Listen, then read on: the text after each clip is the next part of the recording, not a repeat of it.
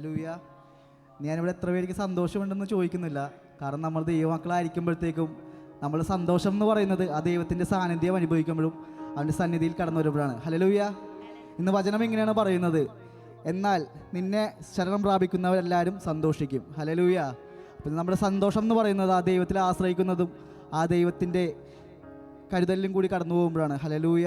പിന്നെ വചനം ഇങ്ങനെ പറയുന്നു, നീ അവരെ പാലിക്കുന്നത് കൊണ്ട് അവർ എപ്പോഴും ആനന്ദിച്ചാർക്കും. ഹല്ലേലൂയ.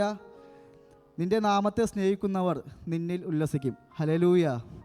ഇത് നമ്മുടെ സന്തോഷം, നമ്മുടെ മറവിടം എല്ലാം നമ്മുടെ കർത്താവാണ്. ഹല്ലേലൂയ. ഞാൻ വർഷിപ്പ് തുടങ്ങുന്നതിന് മുമ്പ് കഴിഞ്ഞ ദിവസം എൻ്റെ ലൈഫിൽ നടന്നൊരു കാര്യം പറയാൻ ഞാൻ ആഗ്രഹിക്കുന്നു. ഞാൻ എൻ്റെ ലൈഫിൽ കഴിഞ്ഞ ദിവസം പല മേഖലയിലും പല പ്രതിസന്ധികളിലൂടെ കടന്നു പോയപ്പോഴത്തേക്കും ദൈവം എന്നോട് ഇടപെട്ടത് 2 പാട്ടുകളിലൂടെയാണ്. ഞാനിപ്പോൾ വർഷിപ്പ് ചെയ്യാനെടുത്തതും ആ 2 പാട്ടുകൾ തന്നെയാണ്. അതിനകത്ത് ആ പാട്ടുകൾ, ആദ്യത്തെ പാട്ട് ഇങ്ങനെയാണ് പറയുന്നത്, ഹൃദയത്തിൻ്റെ വാതിൽ തുറക്കുക യേശുവേ വാ, ജീവനദിയായ എന്നുള്ളത്തിൽ യേശുവേ വാ. ഹല്ലേലൂയ. ഇന്ന് ആ വരികൾ എൻ്റെ മനസ്സിലേക്ക് വന്നപ്പോഴത്തേക്കും പെട്ടെന്ന് എൻ്റെ ഉള്ളിൽ വന്നൊരു ചോദ്യം എന്ന് വെച്ചിട്ടുണ്ടെങ്കിൽ, ഇന്ന് പലപ്പോഴും യേശു നമ്മുടെ ഹൃദയത്തിലുണ്ടെങ്കിലും നമ്മൾ തുറക്കുവാൻ ഏതെങ്കിലും മേഖലകളുണ്ടോ? ഇന്ന് പലപ്പോഴും യേശു നമ്മുടെ ഹൃദയത്തിലൊരു വാടകക്കാരനെ പോലെയാണോ? വേറൊന്നും കൊണ്ടല്ല, നമ്മളിപ്പോൾ ഒരു ഭവനം ഒരാൾക്ക് വാടക കൊടുക്കുകയാണെങ്കിൽ നമ്മൾ അവർക്ക് ചില ലിമിറ്റേഷൻസ് കൊടുക്കും. കാരണം ആ ഭവനത്തിൽ ചില സ്പേസ് അല്ലെങ്കിൽ ചില മുറികൾ അവർക്ക് ആക്സസ് ഉണ്ടാവില്ല, അല്ലെങ്കിൽ അവർക്ക് ആ മുറികൾ തുറക്കുവാൻ നമ്മൾ അവർക്ക് അനുവാദം കൊടുക്കില്ല, അല്ലെങ്കിൽ അവർക്ക് നമുക്ക് അധികാരം കൊടുക്കില്ല. ഇന്ന് പലപ്പോഴും നമ്മൾ നമ്മുടെ ഹൃദയത്തിൽ യേശു ഉണ്ടെങ്കിൽ പോലും ഏതെങ്കിലും മേഖലകൾ ആ യേശുവിൻ്റെ മുമ്പിൽ തുറക്കുവാനുണ്ടോ എന്നുള്ളൊരു ചിന്ത ഈ വരിയിലൂടെ എൻ്റെ മനസ്സിലേക്ക് കടന്നു വന്നു.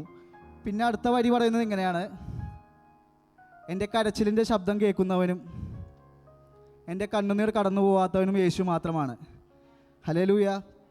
ഇന്ന് എൻ്റെ പ്രശ്നങ്ങൾ പലതും ഞാൻ എൻ്റെ അടുത്ത ഫ്രണ്ട്സിനോടോ അല്ലെങ്കിൽ എൻ്റെ ഫാമിലിയോടോ ഷെയർ ചെയ്യുമ്പോഴത്തേക്കും ഒരു പക്ഷേ അവർക്ക് മനസ്സിലാവാം, പക്ഷേ അവർക്ക് മനസ്സിലാവുന്നതിനൊക്കെ ഒരു ലിമിറ്റേഷൻസ് ഉണ്ട്. കാരണം മനുഷ്യൻ്റെ ബുദ്ധി ഒരിക്കലും പൂർണ്ണമല്ല, കംപ്ലീറ്റ് അല്ല, അതിനൊക്കെ ഒരു ലിമിറ്റേഷൻസ് ഉണ്ട്. എന്നാൽ യേശു അങ്ങനെയല്ല, എൻ്റെ കരച്ചിൽ കടന്നു പോകാത്തവനാണ്. ഹല്ലേലൂയ. വചനം ഇങ്ങനെയാണ് പറയുന്നത്, എൻ്റെ ഞെരുക്കം കൊണ്ട് ഞാൻ തകർന്നിരിക്കുന്നു, രാത്രി മുഴുവനും എൻ്റെ കിടക്കയെ ഒഴുക്കുന്നു, കണ്ണുനീർ കൊണ്ട് ഞാൻ എൻ്റെ കട്ടിലിനെ നനയ്ക്കുന്നു, ദുഃഖം കൊണ്ട് എൻ്റെ കണ്ണ് കുഴിഞ്ഞിരിക്കുന്നു. ഹല്ലേലൂയ. എൻ്റെ സകല വൈരികളും ഹേതുവായി ക്ഷയിച്ചുമിരിക്കുന്നു, നീതികെട്ട് പ്രവർത്തിക്കുന്ന ഏവരും എന്നെ വിട്ടു പോകുവിൻ, യഹോവ എൻ്റെ കരച്ചിലിൻ്റെ ശബ്ദം കേട്ടിരിക്കുന്നു. ഹല്ലേലൂയ. ഇന്ന് നമ്മുടെ കരച്ചിലിൻ്റെ ശബ്ദം കേൾക്കുന്ന ഒരുവനുണ്ട്, നമ്മുടെ ഹൃദയങ്ങളെ കാണുന്ന ഒരുവനുണ്ട്. പിന്നെ ആ പാട്ടിൻ്റെ വരികൾ ഇങ്ങനെയാണ് പറയുന്നത്, എൻ്റെ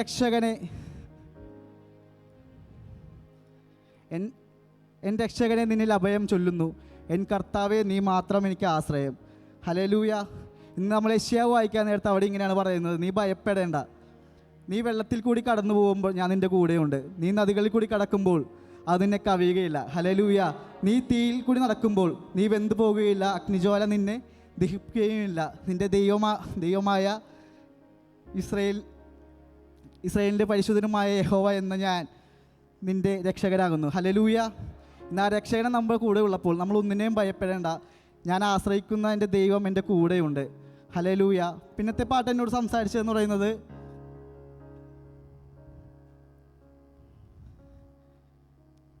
ഹല്ലേലൂയ. പിന്നത്തെ പാട്ടിൻ്റെ വരികൾ ഇങ്ങനെയാണ് പറയുന്നത്, അങ്ങേ സ്തുതിക്കാതിരുന്നാൽ ഞാൻ മരിക്കും പോലെ. എന്നെ ഇത്രയും കരുതുന്ന ആ ദൈവത്തിൻ്റെ സ്നേഹവും ആ ദൈവത്തിൻ്റെ പ്രൊട്ടക്ഷനും ആ ദൈവത്തിൻ്റെ കൃപയും എൻ്റെ ഉള്ളിലേക്ക് വരുമ്പോൾ ഞാൻ എങ്ങനെയാണ് ആ ദൈവത്തിനെ സ്തുതിക്കാണ്ടിരിക്കുന്നത്? ഹല്ലേലൂയ. അത് കഴിഞ്ഞിട്ട് അതിൽ അടുത്ത വരി പറയുന്നത് ഇങ്ങനെയാണ്, അങ്ങേ സ്തുതിക്കാണ്ടിരുന്നാൽ ഞാൻ മരിക്കും പോലെ ഒരു വേദനയാണെന്നാണ് പറയുന്നത്. ഇന്ന് ആ ദൈവത്തിൻ്റെ സ്നേഹം എൻ്റെ ഉള്ളിലേക്ക് വരുമ്പോഴത്തേക്കും ഇന്ന് ഞാൻ പറയുവാണ്, ജീവിക്കുന്നതെങ്കിൽ ക്രിസ്തുവിന്, മരിച്ചാലും അത് ക്രിസ്തുവിന്. ഹല്ലേലൂയ. ഹല്ലേലൂയ. നമുക്കൊരു നിമിഷം ആ ദൈവത്തിൻ്റെ സന്നിധിയിലായിരിക്കാം, നമുക്ക് നമ്മളെ തന്നെ ഏൽപ്പിച്ചു കൊടുക്കാം, സമർപ്പിച്ചു കൊടുക്കാം ദൈവത്തിൻ്റെ സന്നിധിയിൽ. ഹല്ലേലൂയ. സ്തോത്രം കർത്താവെ, സ്തുതിക്കുന്നു കർത്താവ്. നീ വൈകുന്നേരം സമയം ഞങ്ങളെ തന്നെ കർത്താവിൻ്റെ കരങ്ങളിലേക്ക് ഏൽപ്പിച്ച് പ്രാർത്ഥിക്കുന്നു. കർത്താവെ, ഇന്ന് ഞങ്ങൾ ആ വരികളിൽ പറയുന്ന പോലെ ഞങ്ങളുടെ ഹൃദയത്തിൽ ഏതെങ്കിലും മേഖല കർത്താവെ അങ്ങേക്ക് മുമ്പിൽ തുറക്കുവാനുണ്ടെങ്കിൽ കർത്താവ് ഇന്ന് കർത്താവെ അങ്ങ് തുറക്കണമേ എന്ന് പ്രാർത്ഥിക്കുന്നു. ആ ജീവനാഥനായി കർത്താവെ ഞങ്ങളുടെ ഉള്ളിലേക്ക് വരണമേ എന്ന് പ്രാർത്ഥിക്കുന്നു. കർത്താവെ, ഞങ്ങളുടെ കരച്ചിൽ കർത്താവെ പലപ്പോഴും മനുഷ്യർ കാണുന്നില്ല, പക്ഷേ അങ്ങ് കാണുന്നു എന്ന് ഞങ്ങൾ അറിയുന്നു.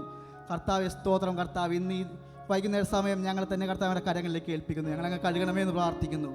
രക്ഷകനെ അങ്ങിൽ ഞങ്ങൾ അഭയം പ്രാപിക്കുന്നു. ഹല്ലേലൂയ. എൻ്റെ രക്ഷകനെ നിന്നിൽ അഭയം ചൊല്ലുന്നു, എൻ കർത്താവേ മാത്രമാശ്രയം. എൻ്റെ രക്ഷകനെ നിന്നിൽ അഭയം ചൊല്ലുന്നേ. എൻ കർത്താവേ നീ മാത്രമാശ്രയം. എൻ ഹൃദയത്തിൻ വാതിൽ തുറക്കാം. യേശുവേ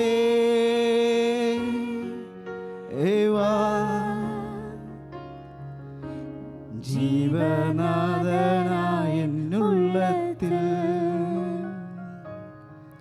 യേശുവേ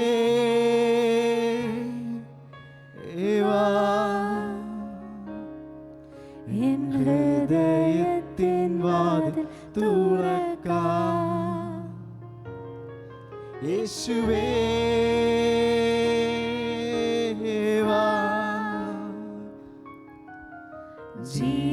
ജീവനാഥനായ എന്നുള്ളത്തിൽ. യേശുവേ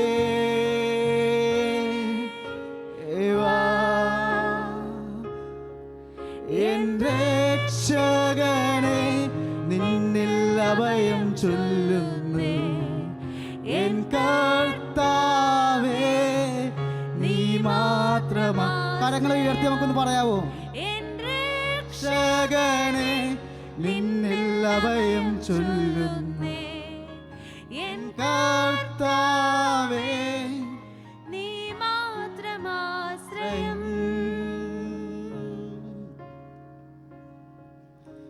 യേശു വന്നിട്ടുണ്ട് എൻ്റെ അവസ്ഥയെ മാറ്റാൻ. എന്നും ജീവിക്കുന്നോൻ യേശുവേ.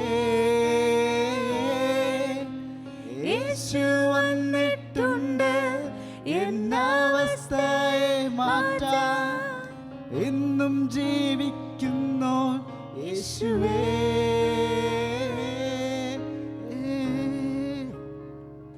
നിന്റെ കരച്ചിൽ കടന്നു പോകാത്തതിന് ഒരുവനേ ഉള്ളൂ. ഹല്ലേലൂയ. ഇന്നൊരു പക്ഷേ മനുഷ്യരാരും നിന്റെ കരച്ചിൽ കാണില്ല, പക്ഷെ ആ കരച്ചിൽ കാണുന്ന ഒരു ദൈവം നിന്റെ കൂടെയുണ്ട്. ഹല്ലേലൂയ. നമ്മുടെ ഹൃദയങ്ങളെ തുറന്ന് നമുക്ക് പാടാം. ഹല്ലേലൂയ. എൻ കരച്ചിലിൻ ശബ്ദം കേൾക്കുന്നു. യേശു മാത്രം.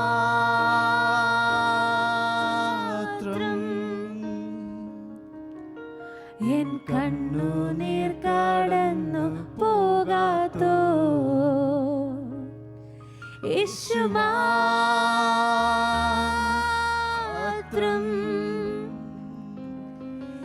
എൻ കരച്ചിലിൻ ശബ്ദം കേൾക്കുന്നു. യേശു മാത്രം.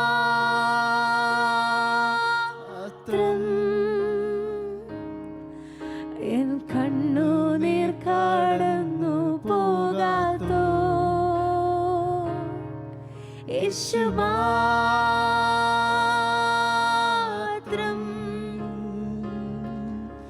എൻ രക്ഷകനെ നിന്നിൽ അഭയം ചൊല്ലുന്നേ. എൻ കർത്താവേ നീ മാത്രമാശ്രയം. എൻ രക്ഷകനെ നിന്നിൽ അഭയം ചൊല്ലുന്നേ.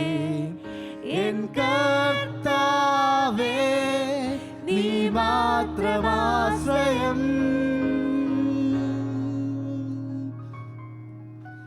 യേശു വന്നിട്ടുണ്ട് എന്നവസ്ഥയെ മാറ്റാം.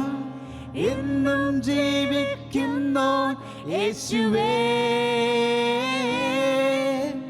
യേശു വന്നിട്ടുണ്ട് എന്നവസ്ഥയെ മാറ്റാൻ. എന്നും ജീവിക്കുന്നോൻ യേശുവേ.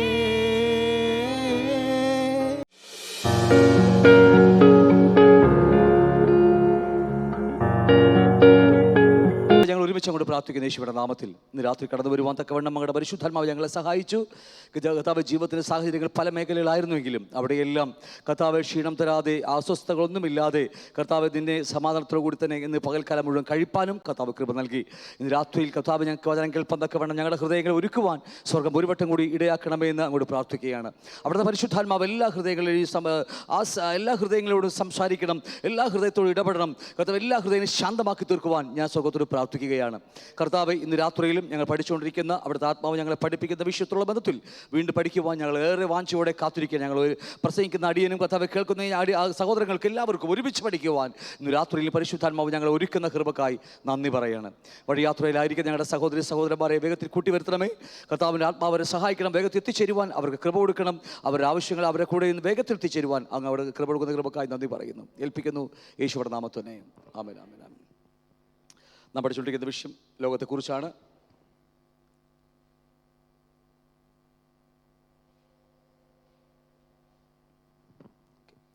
നമ്മൾ കഴിഞ്ഞ പ്രാവശ്യം പറഞ്ഞ് അവസാനിപ്പിച്ചത് ലോകമെന്ന് പറയുന്നത് ഈ ലോകത്തിൽ വെച്ചിരിക്കുന്ന സിസ്റ്റമാണ്. പിശാച് വെച്ചിരിക്കുന്ന സിസ്റ്റം, ഒരു സിസ്റ്റമുണ്ട് ലോകത്തിനകത്ത്. അതാണ് നമ്മൾ പഠിച്ചുകൊണ്ടിരിക്കുകയാണ്. അതിനെക്കുറിച്ചാണ് നമ്മൾ പഠിച്ചു തുടങ്ങിയത്. ഈ ഭൂമി 262 രാജ്യങ്ങൾ അടങ്ങുന്ന ഈ ഭൂമിക്കകത്ത് പിശാചിന് ദൈവം മനുഷ്യനെ ഏൽപ്പിച്ച ഉത്തരവാദിത്ത ഭൂമിയുടെ വാഴുവാൻ വെച്ചിരുന്ന അവകാശം മനുഷ്യ ദൈവത്തോട് പാപം ചെയ്ത് ആ വാഴ്ച പിശാചിനെ കൈമാറി. ഹല്ലേലൂയ. എന്നാൽ ദൈവം വാഴുവാൻ വെച്ചത് 5 കിങ്ഡത്തിന് മേൽ വാഴുവാൻ വെച്ചത് മുഴുവൻ അധികാര പവറുകളൊക്കെ മനുഷ്യൻ നഷ്ടമാക്കി. എന്നാൽ ഇപ്പോൾ പിശാച് ആ ഉത്തരവാദിത്വം ഏറ്റെടുത്തുകൊണ്ട് ഈ ഭൂമിയിൽ മേൽ ഒരു സിസ്റ്റങ്ങൾ ഉണ്ടാക്കി വെച്ച് അതിലൂടെ മനുഷ്യനെ വഞ്ചിച്ച് ചതിച്ച് ആ ലോകമയത്വത്തിൽ പെടുത്തി നമ്മെ അവരുടെ നാട്ടിലേക്ക് കൊണ്ടുപോവുകയാണ്. ഇതാണ് ഇന്ന് പിശാച് ചെയ്തുകൊണ്ടിരിക്കുന്ന കാര്യം. അവനറിയാം അവന് നരകം മാത്രമേ ഉള്ളൂ. പിശാച് അവന് വേണ്ടി നരകം ഒരുക്കിയെന്ന് അവനറിയാം. ഒരിക്കൽ ഭൂതം ഇങ്ങനെ പറയുന്നുണ്ടായി, ഇത്ര വേഗം നീ എന്നെ ദണ്ഡിക്കുവാൻ എന്തിനു വന്നിരിക്കുന്നു? അവനറിയാം അവരുടെ സമയമായിട്ടില്ലെന്ന് അവൻ നല്ലവണ്ണം അറിയാം. കാരണം ഇപ്പോഴല്ല, 1000 ആണ്ടിന് ശേഷം ഒക്കെ സംഭവിക്കാൻ പോകുന്ന കാര്യങ്ങളാണ് നമുക്കെല്ലാം അറിയാവുന്ന കാര്യങ്ങളെല്ലാം.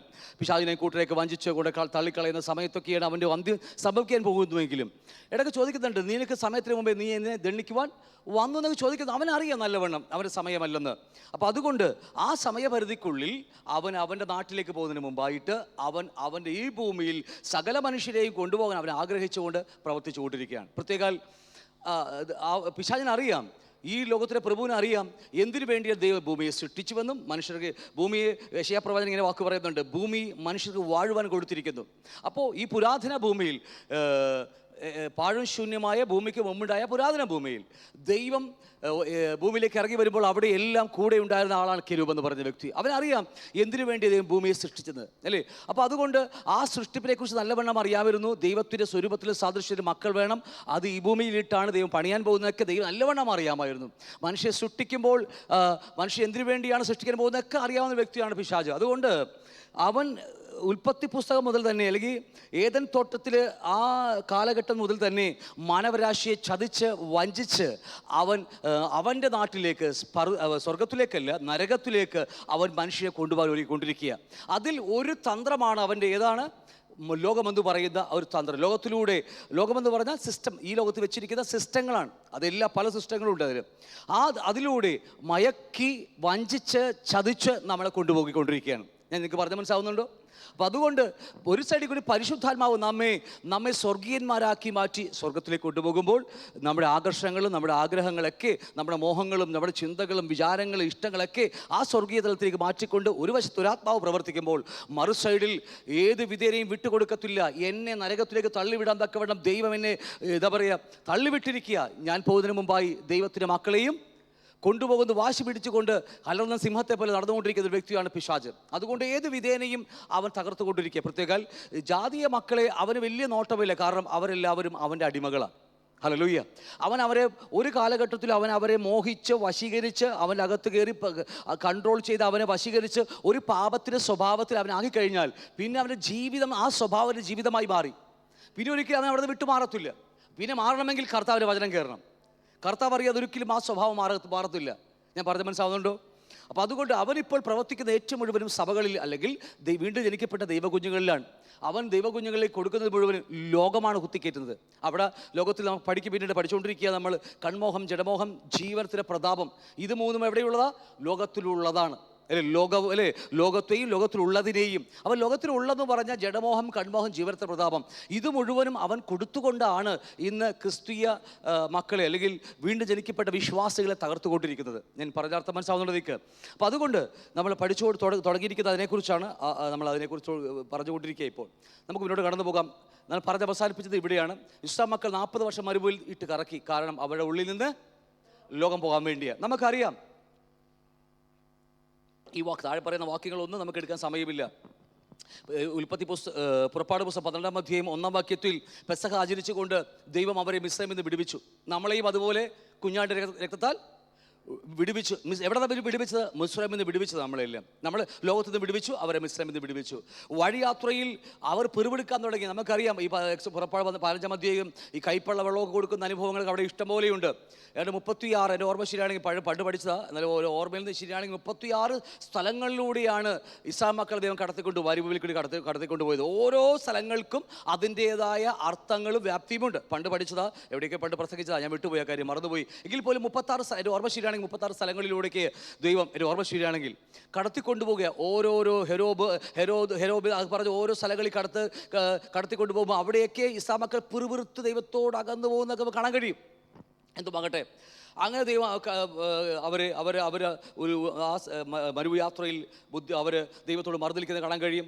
മന്നയ്ക്ക് വേണ്ടിയും അല്ലെങ്കിൽ ഭക്ഷണത്തിന് വേണ്ടിയൊക്കെ പിറുപിറുക്കുന്നത് നമുക്ക് കാണാൻ കഴിയും. വെള്ളത്തിന് വേണ്ടി പിറുപിറുക്കുന്നു.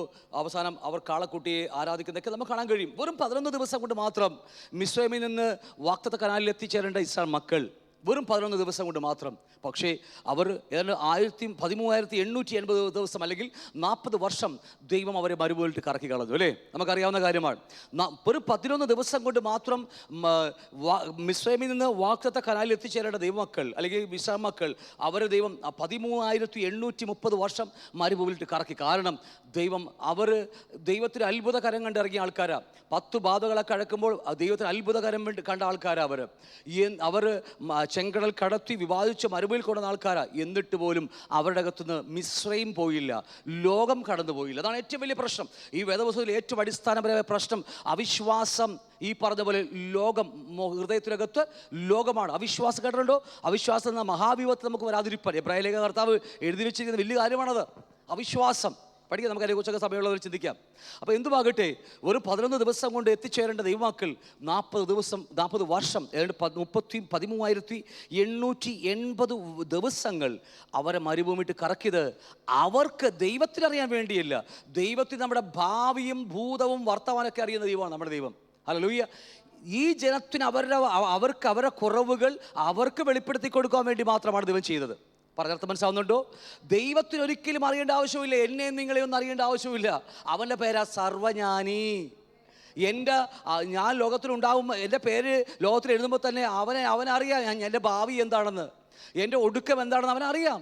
ഇസ്രായേൽ മക്കളെ ഒടുക്കം എന്താണെന്ന് അവർ ദൈവത്തിന് നല്ലവണ്ണം അറിയാം. പക്ഷേ ഇസ്രായേൽ മക്കൾക്ക് അറിയില്ലല്ലോ, അതാവശ്യം. ആ ഇസ്രായേൽ മക്കളെ അറിയിച്ചു കൊടുക്കാൻ വേണ്ടിയാണ് ദൈവം ഒരു 40 വർഷം ഇട്ട് കറക്കിയത്. നമ്മളെയും ഇതുപോലെ കഷ്ടങ്ങളിലൂടെ കടത്തി വിടുമ്പോൾ അല്ലെങ്കിൽ ആ മരുഭൂമി പ്രയാണത്തിൽ കടത്തി വിടുമ്പോൾ ഓർത്താൽ മതി, നമ്മളിന്ന് വെളിപ്പെട്ട് വരുന്നൊരു ഫലമുണ്ട്. അത് വെളിപ്പെട്ട് വരാൻ വേണ്ടിയാണ് ദൈവം കടത്തിവിടുന്നത്. വെളിപ്പെടുമ്പോൾ പിറുപിറുക്കാതെയും എന്താ പറയുക, മറ്റുള്ളവരെ അവിശ്വാസം വന്ന് മറ്റുള്ളവരെ പിറുപിറുത്ത് കളയാതെ അത് എൻ്റെ അകത്ത് വെച്ച് എൻ്റെ അകത്തുള്ള കുറവാണെന്ന് അറിഞ്ഞുകൊണ്ട് ഏറ്റുപറഞ്ഞ് ഉപേക്ഷിച്ച് ആ സ്വർഗീയ തലത്തിലേക്ക് നമ്മൾ വളർന്നു വരികയാണ്. മനസ്സിലാവുന്നുണ്ടോ? അപ്പോൾ ഇത് അവരെ കടത്തിവിട്ട് എന്നിട്ടും നടന്നില്ല. ഇവർക്ക് അത്രയും 40 വർഷം കടത്തിവിട്ടിട്ട് പോലും അവർക്ക് മനസ്സിലാകുന്നില്ല. പിന്നെ നമുക്കറിയാൻ കഴിയും, ദൈവം അവരെ കനാൽ ദേശത്തെ ഒറ്റുനോക്കാൻ വേണ്ടി അഴക്കുമ്പോഴൊക്കെ അവർ 12 ഗോത്രങ്ങളിൽ നിന്ന് 12 നേതാക്കന്മാരെ, മൂപ്പന്മാരെ അവരയച്ചു. ആ മൂപ്പന്മാരൊക്കെ പോയി ഒറ്റുനോക്കി. അതിൽ നമ്മുടെ 2 പേരാണ്, കാലേബും യോശുവല്ലാതെ മറ്റുള്ളവരൊക്കെ വന്ന് എന്താ പറയുക, അവിശ്വാസം, ഞങ്ങളൊക്കെ വെട്ടുകിളി പോലെ അവരുടെ മുമ്പിൽ അല്ലേ. അമാലേക്കരുടെയൊക്കെയും 7 മല്ലന്മാരായ ജാതികളാ ദൈവം വാഗ്ദത്തം കൊടുത്തിരിക്കുന്ന കനാലിൽ കിടക്കുന്നത്. ദൈവം എന്ത് കൊടുക്കാന്നാ പറഞ്ഞത്? കനാൽ ദേശം കൊടുക്കാമെന്നാ പറഞ്ഞത്, വാഗ്ദത്ത കനാൽ അല്ലേ. പക്ഷേ അവിടുത്തെ ജനങ്ങൾ ഇപ്പോഴും എന്താ പറയുക, ശത്രുക്കൾ കിടക്കുക. ദൈവം വാഗ്ദത്തം കൊടുക്കാമെന്ന് പറഞ്ഞ കനാലിൽ ഇന്ന് ശത്രുക്കൾ കിടക്കുക. അപ്പോൾ ഓർക്കണം, നമ്മൾ പിന്നീട് എപ്പോഴും പഠിക്കും, നമുക്കുമുണ്ടൊരു കനാൽ. ഏതാ കനാൽ? പറ, നമ്മുടെ കനാൽ ഏതാ? അല്ലല്ലല്ല, ഇസാമാക്ക് അത് നമ്മുടെ വിഷയമല്ല എങ്കിൽ പോലും ചിന്താ വിഷയം പറഞ്ഞു വിടുകയാണ്. ദൈവം വാഗ്ദത്തം കൊടുത്ത കനാൻ ദേശത്ത് ഇപ്പോൾ കിടക്കുന്ന ആരാ? 7 മല്ലന്മാരായ ജാതികളാണ്. പറയാൻ പറ്റില്ല, നെടുമ്പാടും കിടക്കുന്ന മല്ലന്മാരായ ആൾക്കാരാണ് അവിടെ കിടക്കുന്നത്. നമുക്കും അതേ വാഗ്ദത്തമാണെങ്കിൽ, സ്വർഗമാണ് നമ്മുടെ വാഗ്ദത്തമെങ്കിൽ, ഇപ്പോൾ അവിടെ കള്ളന്മാരാ കൂടായിരിക്കും, ദൈവം അവിടെ ഉണ്ടാകത്തില്ല അല്ലേ? അപ്പോൾ അവിടെയല്ല നമ്മുടെ കനാൽ ദേശം, വാഗ്ദത്ത കനാൽ ആ സ്വർഗമല്ല, അവിടെ 7 മല്ലന്മാരായ ജാതികളില്ല. ഹല്ലേലൂയ. ഇന്നും ദൈവം നമുക്ക് വെച്ചിരിക്കുന്ന കനാൽ ദേശം എന്ന് പറയുന്നത് ഇതിനകത്താണ്. എങ്ങടാ ദേ ഇതിനകത്ത് 7 അല്ല 70 അല്ല, ഇടക്കൊക്കെ ഞാൻ എണ്ണാറുണ്ട്, ഇപ്പം കൂടുതലാണ് വന്നത്. 7000 അല്ല. ദുസ്വഭാവങ്ങൾ, അശുദ്ധി, മോഹങ്ങൾ, ദുർമോഹങ്ങൾ, ദ്രവ്യാഗ്രഹം, ലൈംഗികാശുദ്ധിയെ ഇങ്ങനെ എണ്ണിയാക്കി തീരാത്ത കിടക്കുകയാണ് കിടക്കുന്നത് അല്ലേ? ഇതിനെയൊക്കെ തകർത്തുകൊണ്ട് ഇതിനകത്ത് ദൈവരാജ്യം സ്ഥാപിച്ചെടുക്കുക എന്നുള്ളതാണ് ഒരുവരുടെ കനാദേശം എന്ന് പറയുന്നത്. ഹല്ലേലൂയ. അപ്പോൾ എത്രമാത്രം പ്രാധാന്യമുണ്ട്. നമ്മുടെ ആവശ്യത്തിലേക്ക് ഒന്നും വന്നിട്ട് പോലും ഇട്ടുള്ളൂ, യഥാർത്ഥമായ ബൈബിൾ സ്റ്റഡിയിലേക്ക് പോലും നമ്മൾ ഇറങ്ങിയിട്ട് പോലുമില്ല. എത്രമാത്രം പ്രാധാന്യമുണ്ട് നമുക്ക് നമ്മുടെ ക്രിസ്തീയ ജീവിതത്തെക്കുറിച്ച്. ഞാൻ പറഞ്ഞ മനസ്സാവുന്നുണ്ടോ? ഹല്ലേലൂയ. നമ്മളിങ്ങനെ മുകളിലേക്ക് പൊക്കുമ്പോൾ ഓർക്കണം, അവിടെ 7 മല്ലന്മാർ കിടക്കുകയാണ്. എന്തുമാട്ടെ നമ്മുടെ വിഷയം അതൊന്നുമല്ല. നമ്മൾ പിന്നീട് ബൈബിൾ ഡെലിവേഴ്സ് ക്ലാസ്സിൽ അതിനെക്കുറിച്ച് ആഴമായി പഠിക്കും. ആ കനാൻ ദേശം ഒറ്റുനോക്കാൻ വേണ്ടി പോയ ഈസാ മക്കൾ മൂപ്പന്മാർ പോയി വരുമ്പോൾ അതിൽ നല്ലൊരു ശതമാനം ആൾക്കാരും പറഞ്ഞത് മുഴുവനും ഞങ്ങൾ അവരെ വെട്ടുകിളി പോലെയാണ്, ദൈവം യഹോവ ഞങ്ങൾ കൊണ്ടുവന്ന് കൊല്ലിക്കാൻ കൊണ്ടുവന്നിരിക്കുക എന്നൊക്കെ പറഞ്ഞ് പെറുപെറുത്തു. പക്ഷേ 2 പേർ ഒഴിച്ച് ബാക്കി എല്ലാവരും അല്ലേ ദൈവം അവർക്ക് ദൈവത്തിന് വിപരീതമായ വാക്കുകൾ സംസാരിച്ചത്. അതുകൊണ്ട് ആ വാക്കോർക്കണം. ഞങ്ങൾ അവൻ്റെ മുമ്പിൽ വെട്ടുകിളി പോലെ എന്നൊക്കെ പറയുമ്പോൾ നമ്മളെ വിളിച്ചവനെക്കുറിച്ചുള്ള പരിജ്ഞാനമില്ലായ്മയാണ് പ്രശ്നം. വിളിച്ചവൻ ആരാണെന്നുള്ള അവൻ്റെ വലിപ്പം അറിയാത്തതാണ് പ്രശ്നം നമ്മുടെ മീൻസ് ഇവിടുത്തെ ഈ മൂപ്പന്മാരുടെ പ്രശ്നം അല്ലേ, ഇസ്ലാം മൂപ്പന്മാർ. ആ വിളിച്ചവൻ്റെ ഭുജബലം കണ്ടവരാണെങ്കിൽ നമ്മുടെ മുമ്പിൽ നോക്കിയേ, ഈ ലോകത്തിൽ നമ്മുടെ മുമ്പിൽ എന്തൊക്കെ പ്രതിസന്ധികളാണ് കിടക്കുന്നത്. ഈ കൂട്ടത്തിൽ ആരാ സമാധാനമായി ജീവിക്കുന്ന ആൾക്കാർ? അയ്യോ, തെറ്റിദ്ധരിക്കരുത് തന്നെ. ഈ ലോകത്തിൽ, ഈ കുടുംബത്തിൽ, ആത്മീയ കുടുംബത്തിൽ, ദൈവസഭക്കകത്ത്, ഞാൻ ഇവിടെ ന്യൂ ലൈഫ് അല്ല പറയുന്നത്, ആഗോളമായ സഭയെക്കുറിച്ചാണ് പറയുന്നത്. ഏത് വ്യക്തിയാണ് സമാധാനത്തിൽ ജീവിക്കുന്നത്? ഒന്നും മിണ്ടുന്നില്ലല്ലോ നിങ്ങൾ. അപ്പോഴും കർത്താവ് പറഞ്ഞ സമാധാനമുണ്ട്. ഞാൻ വന്നത് എൻ്റെ സമാധാനം തരാൻ വേണ്ടിയാണ്. അത് ആത്മാവിൽ നല്ലവണ്ണമുണ്ട്, ദൈവരാജ്യത്തിനകത്തതുണ്ട് ഓക്കെ. പക്ഷേ എൻ്റെ ഹൃദയത്തിനകത്ത്, എൻ്റെ ദേഹിയിൽ, എൻ്റെ മനസ്സിൽ എവിടെയാ സമാധാനമുള്ളത്? കർത്താവ് പറഞ്ഞില്ലേ, ഞാൻ വന്നത് സമാധാനമുണ്ടാക്കാനല്ല. ഏത് വടിവാളുണ്ടാക്കാനാ. അപ്പൻ, അമ്മയും, കുഞ്ഞമ്മയും, വലിയമ്മയും, മക്കളും മരുമക്കളെ കൂടി അടിച്ച് പിരിക്കാൻ വേണ്ടിയാ. ഞാൻ പറഞ്ഞ അർത്ഥം മനസ്സിലാവുന്നുണ്ടോ? അതിൽ നിന്നൊക്കെയാണ് ഉളവായി വരുന്നത്. നല്ലതൊരു ഉളവായി വരണമെങ്കിൽ ഇതിലേ കൂടി കടന്നു പോകണം നമ്മളൊക്കെ. അവിടെയും മഹത്വം ദൈവത്തിന് കൊടുക്കാൻ പറ്റില്ല. ഞാൻ പിന്നീട് പഠിക്കുക, അതിനെക്കുറിച്ച് നമ്മൾ ആഴമായി ചിന്തിക്കും അതിനെക്കുറിച്ചൊക്കെ. എന്തുമാകട്ടെ, ഞാൻ മുന്നോട്ട് കടന്നു പോകുക, നമ്മുടെ വിഷയം അതല്ലല്ലോ. അങ്ങനെ 40 ദിവസം കൊണ്ട് ഒറ്റുനോക്കി കടന്നു വന്ന ഇസ്രായേൽ മക്കൾ അവരുടെ ജീവിതത്തിൽ അവർ പറഞ്ഞ വാക്കുകൾ നിമിത്തം അവരുടെ ഉള്ളിൽ നിന്ന് ഭയം, മനസ്സിലാവുന്നുണ്ടോ? ഭയം കടന്ന് ശരിക്കും പറഞ്ഞാൽ ജാതീയ മക്കളുടെ ആ വഴി കൂടെ കടന്നു പോയി കഴിഞ്ഞാൽ ഇത്ര വേഗത്തിക്കാമായിരുന്നു. പക്ഷേ അവർ ജാതികളെ കണ്ട് പഠിക്കാതിരിക്കാൻ വേണ്ടിയാണ് കർത്താവ് ഇതുവഴി കൊണ്ടുപോയത്, ഈ ഇളംകുളം വഴി കൊണ്ടുപോയത്. പക്ഷേ അകത്തുനിന്ന് പോയിട്ടില്ലല്ലോ, മിശ്രമൊക്കെ ലോകം പോയിട്ടില്ല.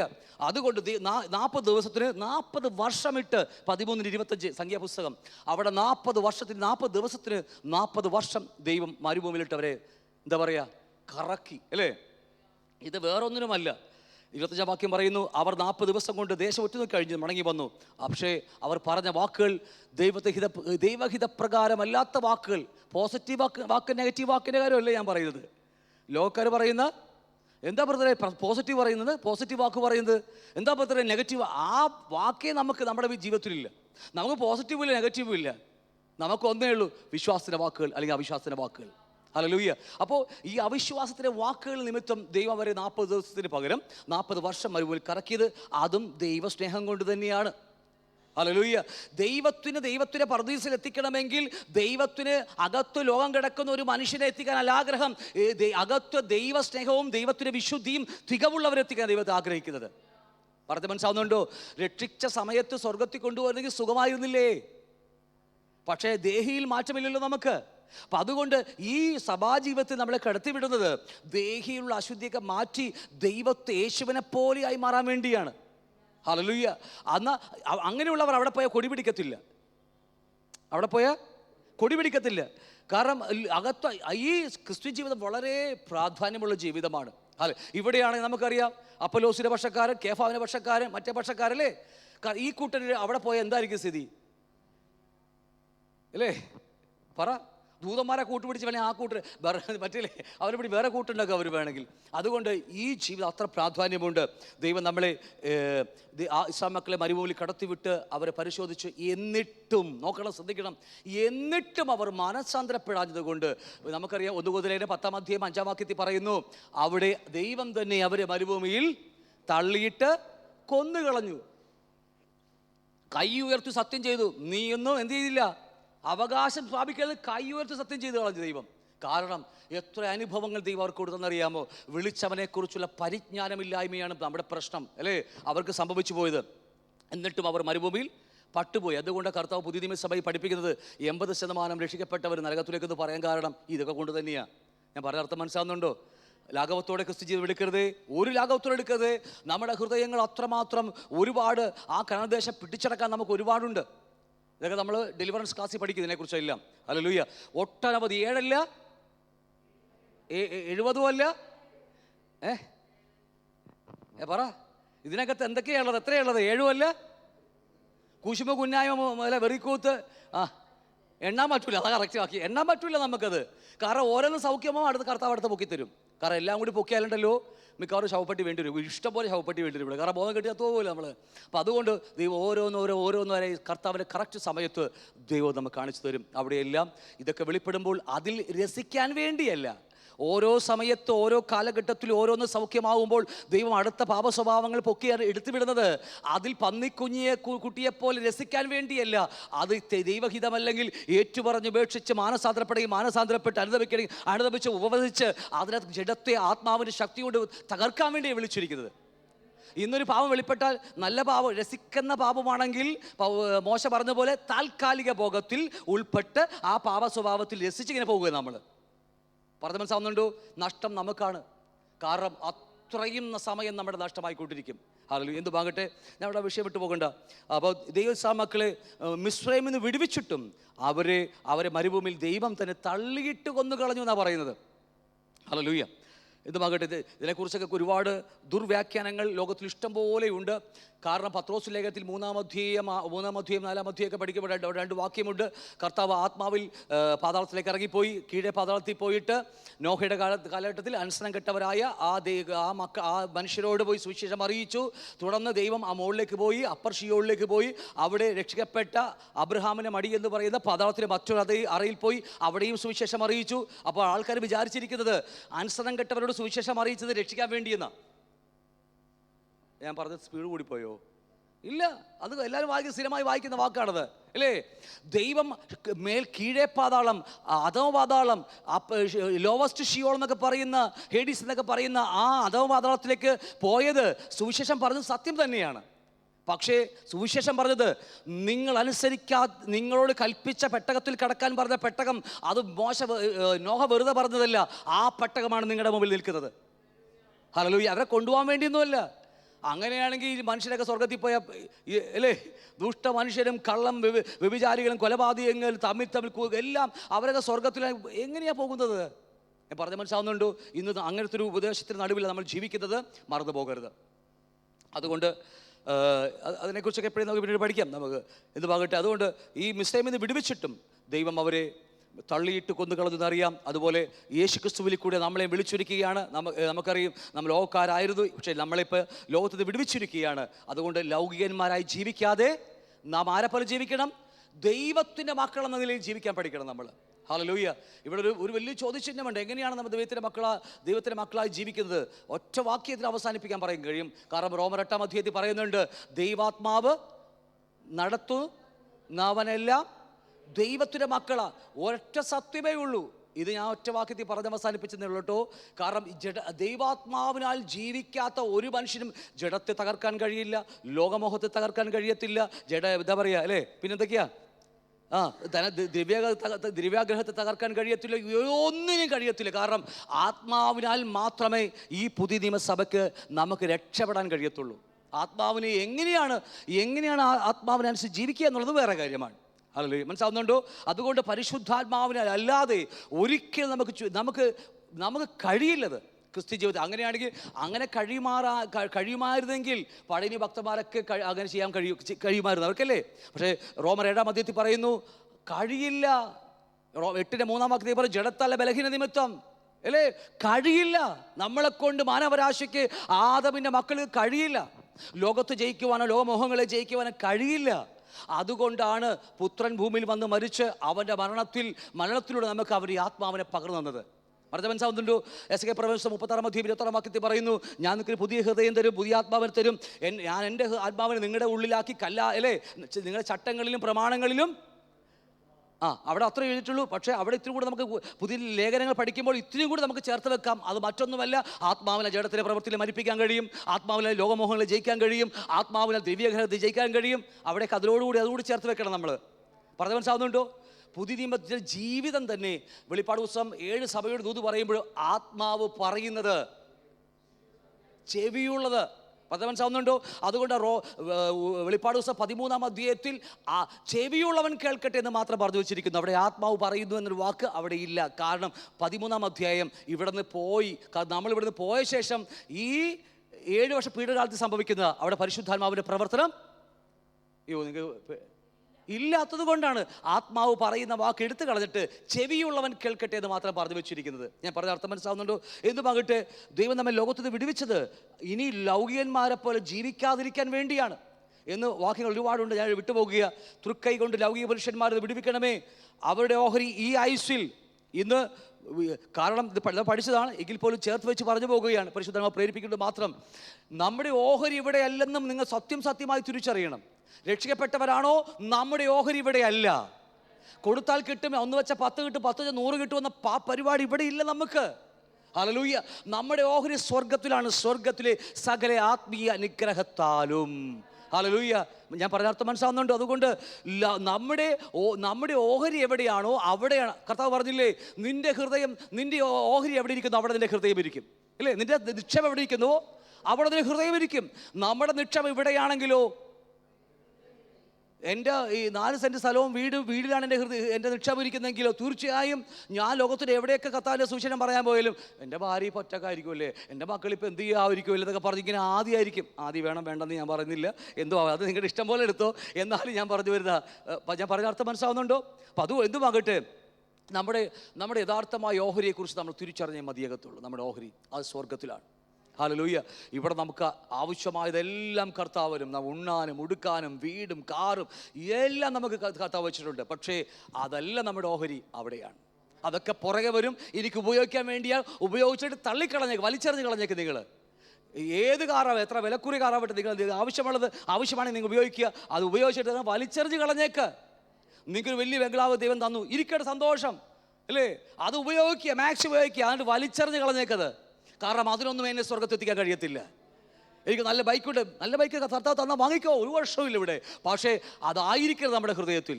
അത് മാക്സിമം ഉപയോഗിക്കുക, വലിച്ചെറിഞ്ഞ് കളഞ്ഞേക്ക്. കാരണം നമ്മുടെ ഓഹരി മുഴുവനും സ്വർഗത്തിലാണ്. അപ്പം അതുകൊണ്ട് ഈ ക്രിസ്തുവിലൂടെ അവർക്ക് നമ്മൾ അതേക്കുറിച്ച് പറഞ്ഞു വരികയാണ്.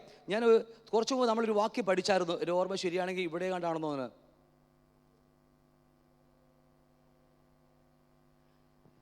ഈ ഇസ്രായേൽമക്കൾക്ക് സംഭവിക്കാൻ പോകുന്നതിനെ കുറിച്ച് ഒരു വാക്യം നമ്മൾ പഠിച്ചില്ലേ, 106-ാം സങ്കീർത്തനത്തിൽ 24-ാം വാക്യം.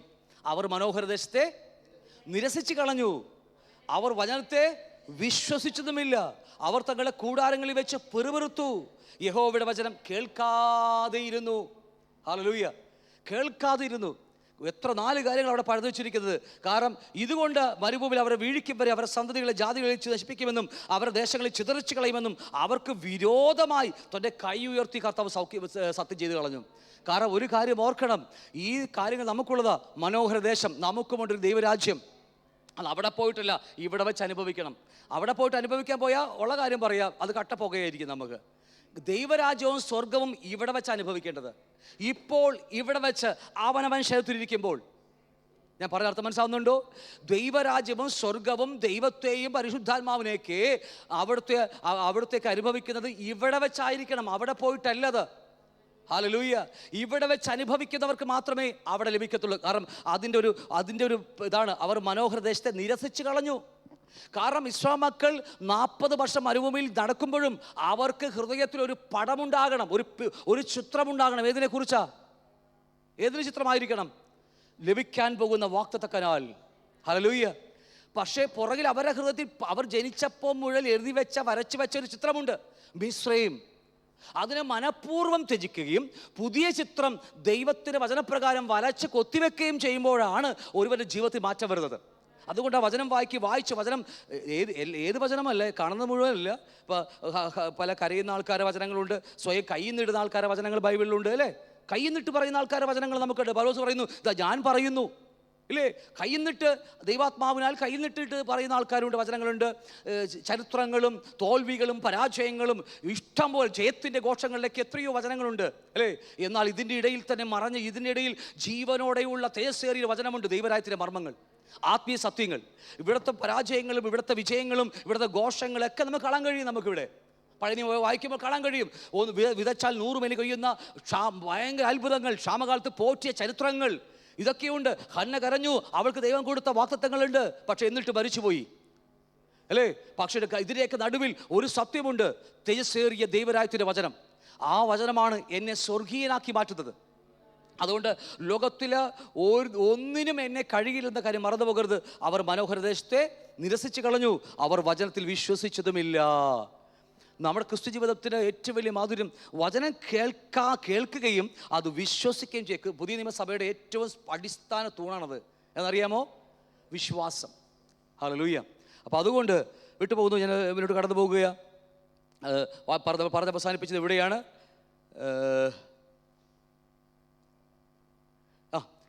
അപ്പോൾ അതുകൊണ്ട് ഇഹലോകത്തെ ചിന്തകളും ധനത്തിൻ്റെ വഞ്ചനവും മറ്റു വസ്തുക്കൾക്കായുള്ള മോഹങ്ങളും അകത്ത് കടന്ന് വചനത്തെ നെരുക്കി നിഷ്ഫലമാക്കി തീർക്കരുത്. അതുകൊണ്ട് ഈ ലോകത്തിൽ നമുക്ക് കർത്താവ് വെച്ചിരിക്കുന്നത് നമ്മുടെ ഓഹരി, യഥാർത്ഥമായി നമ്മുടെ ഓഹരി എവിടെയെന്ന് ആദ്യം നമ്മൾ കാണുക. മനസ്സാവുന്നുണ്ടോ? നമ്മുടെ ഓഹരി എവിടെയാണെന്ന് ആദ്യം കണ്ടെത്തിയിട്ട് അത് നമ്മുടെ ഹൃദയത്തിൽ ദർശനമാക്കി മാറ്റിയിട്ട് നമ്മൾ മുന്നോട്ട് ഓടുക. ഇല്ലെങ്കിൽ മിസ്രയീം ഒരിക്കലും നമ്മുടെ ജീവിതത്തിൽ നിന്ന് വിട്ടുപോകത്തില്ല. ഹല്ലേലൂയ. ഞാൻ വേഗത്തിൽ വിട്ടുപോകും, സമയം ഒരുപാട് പോകുന്നു. ഈജിപ്തിനെ കുറിച്ച് നമ്മൾ കണ്ടതാണ്, ഞാൻ വിട്ടുപോകും, സമയം കഴിഞ്ഞു. ദൈവം മിസ്രയീമിൽ നിന്ന് വിടുവിച്ചതാണ്. വിടുവിച്ച് ഞാൻ ആ പടങ്ങൾ കാണിച്ച് വേറെ ഒന്നും കൊണ്ടല്ല, ഈ മിസ്രയീമിൽ ജനിച്ച ഒരൊറ്റ മക്കളും കളദേശം അവകാശമാക്കിയില്ല.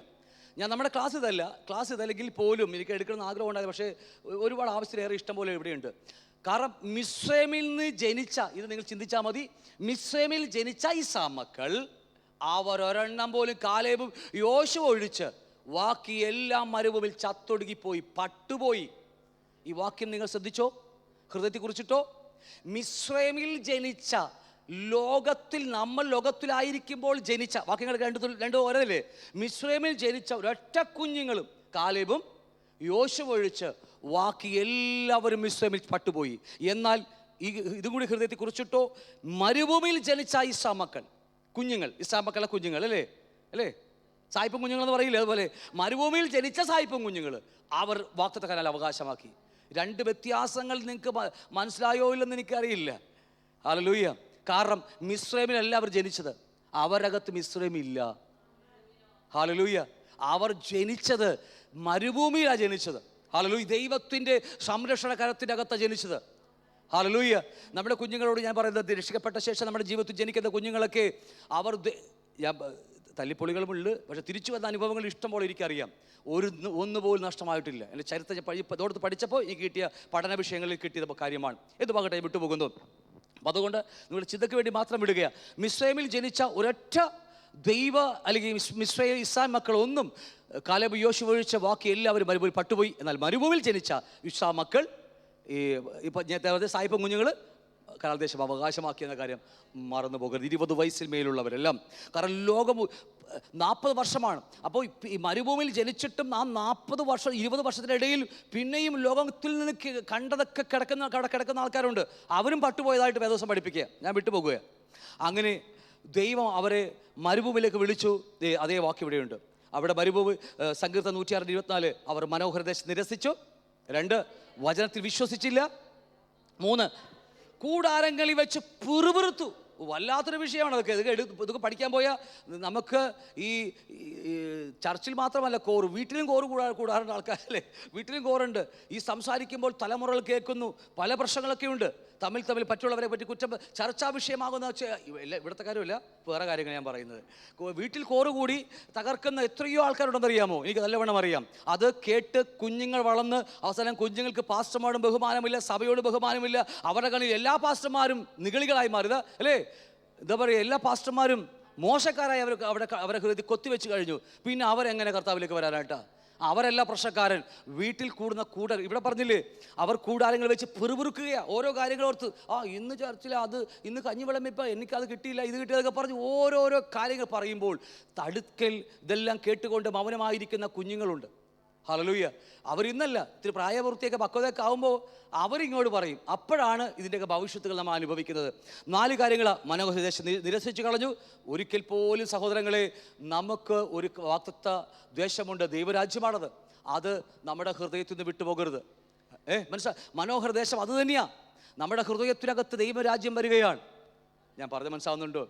ഞാൻ ഒരുപക്ഷെ എന്നെപ്പോലെ നിങ്ങൾ ആയിട്ടുണ്ടാവില്ല. കാരണം വചനങ്ങൾ പഠിപ്പിക്കാൻ ഒരുപാട് ചോദിച്ചിട്ട് എനിക്ക് സംശയങ്ങൾ മാത്രമേ ഉള്ളൂ. ആരും പറഞ്ഞുതരാൻ ആരുമില്ല.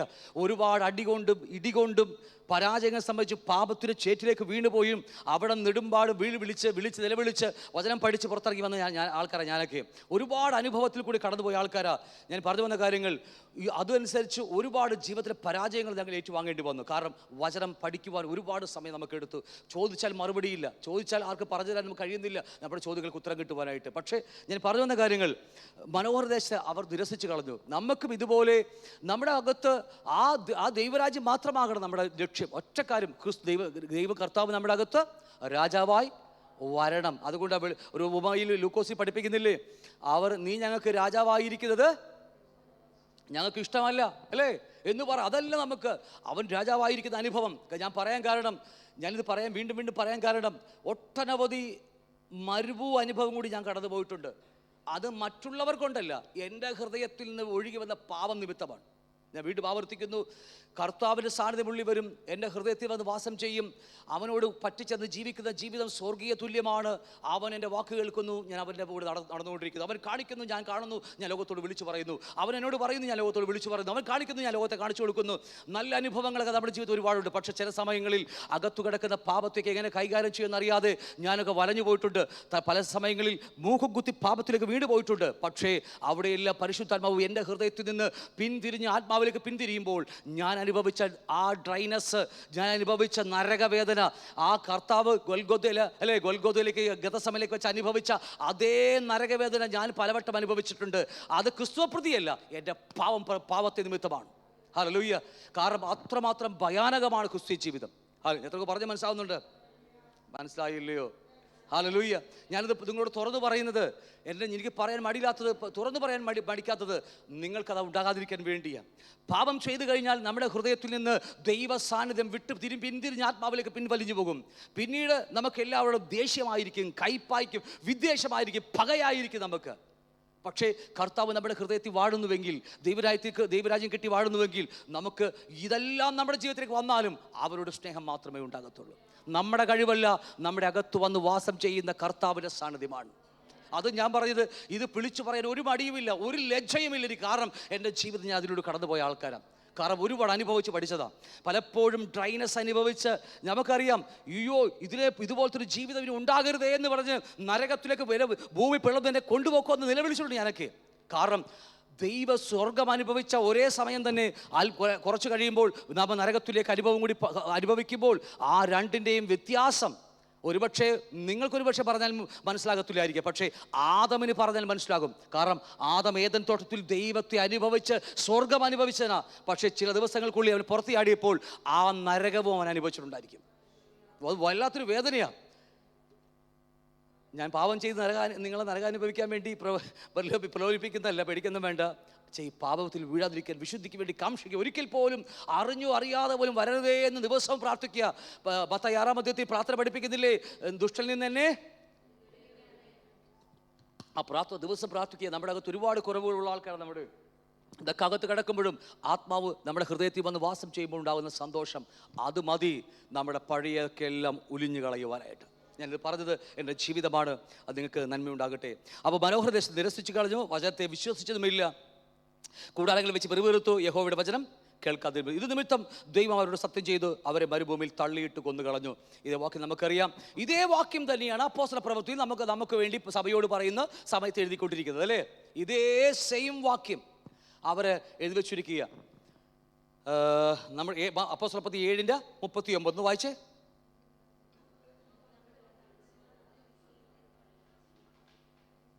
അവിടെ പറയും, നമ്മുടെ പിതാക്കന്മാർ അവനെ കീഴ്പ്പെടുവാൻ മനസ്സില്ലാതെ അവനെ തള്ളിക്കളഞ്ഞു.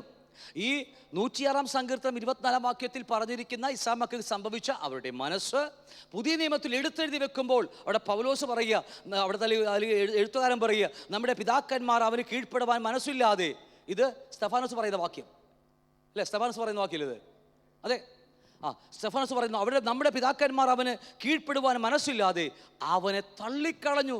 കാരണം കീഴ്പ്പെട്ടിരുന്നുവെങ്കിൽ അവൻ ദൈവം വാഗ്ദത്തം ചെയ്ത ആ വാഗ്ദത്തക്കാരെ അവർ വിശ്വസിച്ചേനെ. 2, അവൻ്റെ വചനത്തെ അവർ വിശ്വസിക്കുമായിരുന്നു. അവർ ഒരിക്കലും കൂടാരങ്ങളിൽ വെച്ച് പിറുപിറുക്കത്തില്ല. ദൈവം ഞങ്ങളെ കൊല്ലാൻ കൊണ്ടുവന്നിരിക്കുകയാണ്, അവർക്ക് ഞങ്ങൾക്ക് മന്നയില്ല, ഒന്നുമില്ലെന്നൊക്കെ പറഞ്ഞ് പിറുപിറുക്കില്ലായിരുന്നു. യഹോവയുടെ വചനം കേൾക്കാതിരിക്കുകയില്ലായിരുന്നു. മനസ്സിലാവുന്നുണ്ടോ? അത് തന്നെ ഇവിടെ എഴുതി വെച്ചിരിക്കുന്നത്. അവർ മനസ്സില്ലാതെ അവർ തള്ളിക്കളഞ്ഞു, ഇല്ലേ? നമ്മുടെ പിതാക്കന്മാർ ആരാണ്? സംഭവിച്ചു പോയ ഇസ്രായേൽ പിതാക്കന്മാരല്ല, പഴയ ഇസ്രായേൽ എല്ലാവരും അവനെ കീഴ്പ്പെടാൻ മനസ്സിലാതെ അവനെ തള്ളിക്കളഞ്ഞു. അടുത്തത് എങ്ങനെ സംഭവിച്ചത്? ഹൃദയം കൊണ്ട് മിസ്രൈമിലേക്ക് പിന്തിരിഞ്ഞു, ലോകത്തിലേക്ക് പിന്തിരിഞ്ഞു പോയെന്ന് നമ്മളെക്കുറിച്ചാണ് പറഞ്ഞു വരുന്നത്. മനസ്സിലാവുന്നുണ്ടോ? ഇസ്രായേൽ ഈ 40 വർഷം മരുഭൂമിയിൽ കിടക്കുമ്പോഴും അവർ എങ്ങോട്ടാ പോകുന്നത്? മുമ്പോട്ടാ പോകുന്നത്, ശരി തന്നെയാണ്. പക്ഷേ കറങ്ങി വീണ്ടും ഇവിടെ തന്നെ വരുന്നത്, അല്ലേ? പക്ഷെ അവർക്ക് മനസ്സിലായില്ല. അവർ വിചാരിച്ച് ഞങ്ങൾ കനാലിലേക്ക് പോയിക്കൊണ്ടിരിക്കുകയാണ്. പക്ഷേ അവരുടെ ഹൃദയം പണ്ടേ മറിഞ്ഞുപോയി. അവർ ഹൃദയം കൊണ്ട് എങ്ങോട്ട് പോയി? മിസ്രൈമിലേക്ക് കടന്നു പോയിരിക്കുകയാണ്. നമ്മുടെ ഹൃദയം ഇപ്പം എവിടെയാ? ചോദ്യം, വളരെ ഇമ്പോർട്ടൻറ്റ് ചോദ്യമാണ്. സഭയുടെ ഉത്തരവാദിത്വമുണ്ട്. സഭ എന്തിനു വേണ്ടി സഭയാക്കി വെച്ചിരിക്കുന്നത്? ഈ സഭാ ജീവിതത്തിൽ നമ്മൾ എന്താ ചെയ്യേണ്ടത്? നമ്മുടെ ഹൃദയം ഇപ്പോൾ ലോകത്തുനിന്ന് ഷിഫ്റ്റ് ചെയ്തിട്ട് സ്വർഗീയ ഹെവൻലി നമ്മുടെ ഫാമിലിയിലേക്ക് ഷിഫ്റ്റ് ചെയ്യേണ്ട ഉത്തരവാദിത്വം ഓരോരുത്തർക്കും ഉണ്ടത്. നമ്മൾ ഓരോരുത്തരും ചെയ്യേണ്ടത്. കർത്താവ് ചെയ്യത്തില്ല. ഞാൻ പറഞ്ഞ അർത്ഥം മനസ്സിലാവുന്നുണ്ടോ? ഒരിക്കലും കർത്താവ് നമ്മൾ ചെയ്യത്തില്ല, നമ്മളാണ് ചെയ്യേണ്ടത്. വിൽ പവറുമേൽ, നമ്മുടെ ഇച്ഛാശക്തിയിന്മേൽ കർത്താവ് ഇടപെടില്ല. ആ ദൈവമായതുകൊണ്ട് നമുക്കതിൻ്റെ സംരക്ഷണം, അല്ലെങ്കിൽ നമ്മളെ സൃഷ്ടിച്ചത് അവരുടെ സ്വരൂപത്തിലും സാദൃശ്യത്തിലുമാണ്. സ്വരൂപം എന്ന് പറയുന്നത് നീതിയും വിശുദ്ധിയും, സാദൃശ്യം എന്ന് പറയുന്നത് അവൻ ത്രിയേകനായിരിക്കുന്ന പോലെ നമ്മളും ത്രിയേകനാണ്. ഇത് പകട്ടെ, അവർ ഹൃദയം കൊണ്ട് മിസ്രൈമിലേക്ക് പിന്തിരിഞ്ഞു പോയി. അപ്പോൾ കാലുകൊണ്ടല്ല അവർ പോയത്. കാലുകൊണ്ട് പോയാൽ പെട്ടെന്ന് തിരിച്ചറിയാം. ഇപ്പം നിങ്ങൾ ഈ ആഴ്ച സൺഡേ ചർച്ച വന്നില്ല, നമുക്കറിയാം. അല്ലെങ്കിൽ നിങ്ങൾ ഇപ്പോൾ വേറെ ഏതെങ്കിലും പള്ളിയിൽ പോയെന്ന് വിചാരിച്ചു, അവരെന്തോ വേറൊരു പള്ളിയിലാണ് പോയിരിക്കുന്നത്. അപ്പോൾ എന്തോ നമുക്കറിയാം, കാലുകൊണ്ട് നടന്നു പോയ കാര്യമാണ്. നമുക്ക് എല്ലാവർക്കും അറിയാം അത് ഒരു പിന്മാറ്റം സംഭവിച്ചിട്ടുണ്ട്, എന്തോ സംഭവിച്ചിട്ടുണ്ട്. ഇവിടം വരെ വന്നിട്ട് കയറാതെ പിന്തിരിഞ്ഞു പോകുന്നു. നമുക്കറിയാം എവിടെയോ അകത്ത് ആരുടെ ഭിന്നതയോ കയ്പോ പിടക്കമോ പിന്മാറ്റത്തിൻ്റെ രോഗമോ ബാധിച്ചിട്ടുണ്ട്, നമുക്കറിയാം. പക്ഷേ ഇത് വല്ലാത്തൊരു രോഗമാണിത്, ദേഹി രോഗം, ഹൃദയത്തിൽ വരുന്ന പിന്തിരിയുന്ന രോഗം. അവർ ഹൃദയം കൊണ്ട് മിസ്രൈമിലേക്ക് പിന്തിരിഞ്ഞുപോയി. മിസ്രൈം എന്താ? ലോകം. ലോകത്തിലേക്ക് ഹൃദയം കൊണ്ട് പിന്തിരിഞ്ഞു പോയവർ. കാരണം ഇത് പെട്ടെന്ന് കണ്ടുപിടിക്കാൻ കഴിയത്തില്ല. കാരണം ഇത് കണ്ടുപിടിക്കണമെങ്കിൽ ഹോസ്പിറ്റലിൽ പോകണം, അല്ലേ? അല്ലെങ്കിൽ നല്ല ഇടയന്മാരുടെ നല്ല വചനം കേൾക്കുന്നവരുടെ കടന്നു പോയാൽ മാത്രമേ ഇത് ഏത് അസുഖമാണെന്ന് കണ്ടുപിടിക്കാൻ പറ്റത്തുള്ളൂ. ഞാൻ പറഞ്ഞത് മനസ്സിലാവുന്നുണ്ടോ? ഹൃദയത്തിന് രോഗം വല്ലാത്തൊരു രോഗമാണ്, പ്രാണനെ ബാധിക്കുന്ന രോഗം. ഹല്ലേലൂയ. അതുകൊണ്ട് മുടിയനായ പുത്രനെ കുറിച്ച് 15ാം അധ്യായത്തിൽ അല്ലേ ലൂക്കോസ് പഠിപ്പിക്കുമ്പോൾ അവിടെ എഴുതേണ്ടത്, എൻ്റെ മോൻ മരിച്ചവനായിരുന്നു, ഓക്കെ, ജീവൻ പ്രാപിച്ചു. പക്ഷേ രണ്ടാമത്തെ വാക്യം എന്താ? കാണാതെ പോയിരുന്നു. കാരണം ആ കാണാതെ പോയ ഹൃദയം എൻ്റെ കയ്യിലല്ല, എൻ്റെ മനസ്സ് ആണോ അല്ലയോ? രാവിലെ പ്രാർത്ഥിക്കാതിരിക്കുമ്പോൾ അറിയാം എൻ്റെ മനസ്സ് എൻ്റെ കയ്യിലാണോ എന്നില്ലയോ എന്ന്. രാത്രിയോ പകലോ എപ്പോഴെങ്കിലും പ്രാർത്ഥിക്കാതിരിക്കുമ്പോൾ അറിയാം എൻ്റെ മനസ്സ് എൻ്റെ കയ്യിലാണോ എന്ന്. 100 സ്ഥലത്ത് പോയിട്ട് തിരിച്ചു വരത്തുള്ളൂ. ഞാൻ ഉള്ള കാര്യം പറയുക. അപ്പോൾ അതുകൊണ്ടാണ് ഞാൻ കാണാതെ പോയിരുന്നു, തിരിച്ചു വന്നിരിക്കുക. ആ ഒരു കാണാതെ പോയ പദം ഒരു ദിവസം കൊണ്ടല്ല, ഒരു ആയുസ് കൊണ്ട് നേടേണ്ട കാര്യമാണത്. ഞാനിതൊക്കെ ഒരു ഒരു ഒരു വാക്കിൽ പറഞ്ഞ് അവസാനിപ്പിച്ച് വിട്ടേ എന്തേ ഉള്ളൂ കേട്ടോ. അല്ലാതെ നിങ്ങളൊന്ന് വിചാരിച്ചേക്കരുത്, നമ്മുടെ കറിയുടെ ഉത്തരവാദിത്തമുണ്ട്. ഒരു ദിവസം ഒരു സെക്കൻഡിൽ പറഞ്ഞ് നമ്മൾ അവസാനിപ്പിച്ചു. പക്ഷേ ഇതൊക്കെ ഒരു ക്രിസ്ത്യ ജീവിതത്തിൻ്റെ ഒടുക്കം വരെ, വിശ്വാസത്തിൻ്റെ അന്തമായ ദേഹിരക്ഷ വരെയുള്ള കാര്യമാണ് അതൊക്കെ. എന്തുവാകട്ടെ, നമ്മുടെ വിഷയത്തിൽ മാത്രം ഒതുങ്ങി നിൽക്കാം. അപ്പോൾ ഹൃദയം കൊണ്ട് അവർ മിസ്രൈമിൽ പിന്തിരിഞ്ഞു. അഹരോനോട്, ഞങ്ങൾക്ക് മുമ്പായി നടപ്പാൻ ഞങ്ങൾ ദൈവങ്ങളെ ഉണ്ടാക്കി തരിക, ഞങ്ങളെ മിസ്രൈമിൽ നിന്ന് നടത്തിക്കൊണ്ടുവന്ന ആ മോശയ്ക്ക് എന്ത് സംഭവിച്ചു എന്ന് ഞങ്ങൾ അറിയുന്നില്ലല്ലോ എന്ന് പറഞ്ഞു. അപ്പോൾ ഇവർ മിസ്രൈമിലേക്ക് ഹൃദയം കൊണ്ട് തിരിഞ്ഞപ്പോൾ ഒരു കാര്യം സംഭവിച്ചു. ഇപ്പം എന്ത് വേണം അവർക്ക്? മിസ്രൈമിൽ കണ്ട അതേ ദൈവങ്ങളിലേക്ക് അവർ മാറ്റപ്പെട്ടുകൊണ്ടിരിക്കുക. ഇത് നോക്കിയേ, ഞാൻ പറയുന്നത് മനസ്സിലാവില്ല. ഞാൻ ലോകത്തെക്കുറിച്ച് എടുത്തുകൊണ്ടിരിക്കുന്നത്. അല്പമെങ്കിലും പറയാതെ പോയാൽ നമുക്കൊരു ശരിയാവത്തില്ലെന്ന് പറഞ്ഞാൽ ഇത് ഞാൻ എടുക്കുന്നത്. അപ്പോൾ ഇവരുടെ ഹൃദയം, ഇവരിപ്പോൾ നമ്മളെപ്പോലെ സഭയിൽ തന്നെ ആയിരിക്കുന്ന ആൾക്കാരാ. പക്ഷേ ഹൃദയം ഇപ്പോൾ എവിടെയാണ് കിടക്കുന്നത്? ലോകത്തിൽ മിസ്രൈം കയറി കിടക്കുക. മുസ്ലിമിൽ പിന്തിരിഞ്ഞ് പോയിരിക്കുക. പിന്തിരിഞ്ഞ് പോയവർ എന്ത് ചെയ്യുമെന്നറിയാമോ? എന്ന് പറയാമോ? അഹരോനോട്, ഞങ്ങൾക്ക് മുമ്പായി നടക്കാൻ ആരെ ഉണ്ടാക്കി തരണം? ദൈവത്തെ ഉണ്ടാക്കി തരണം.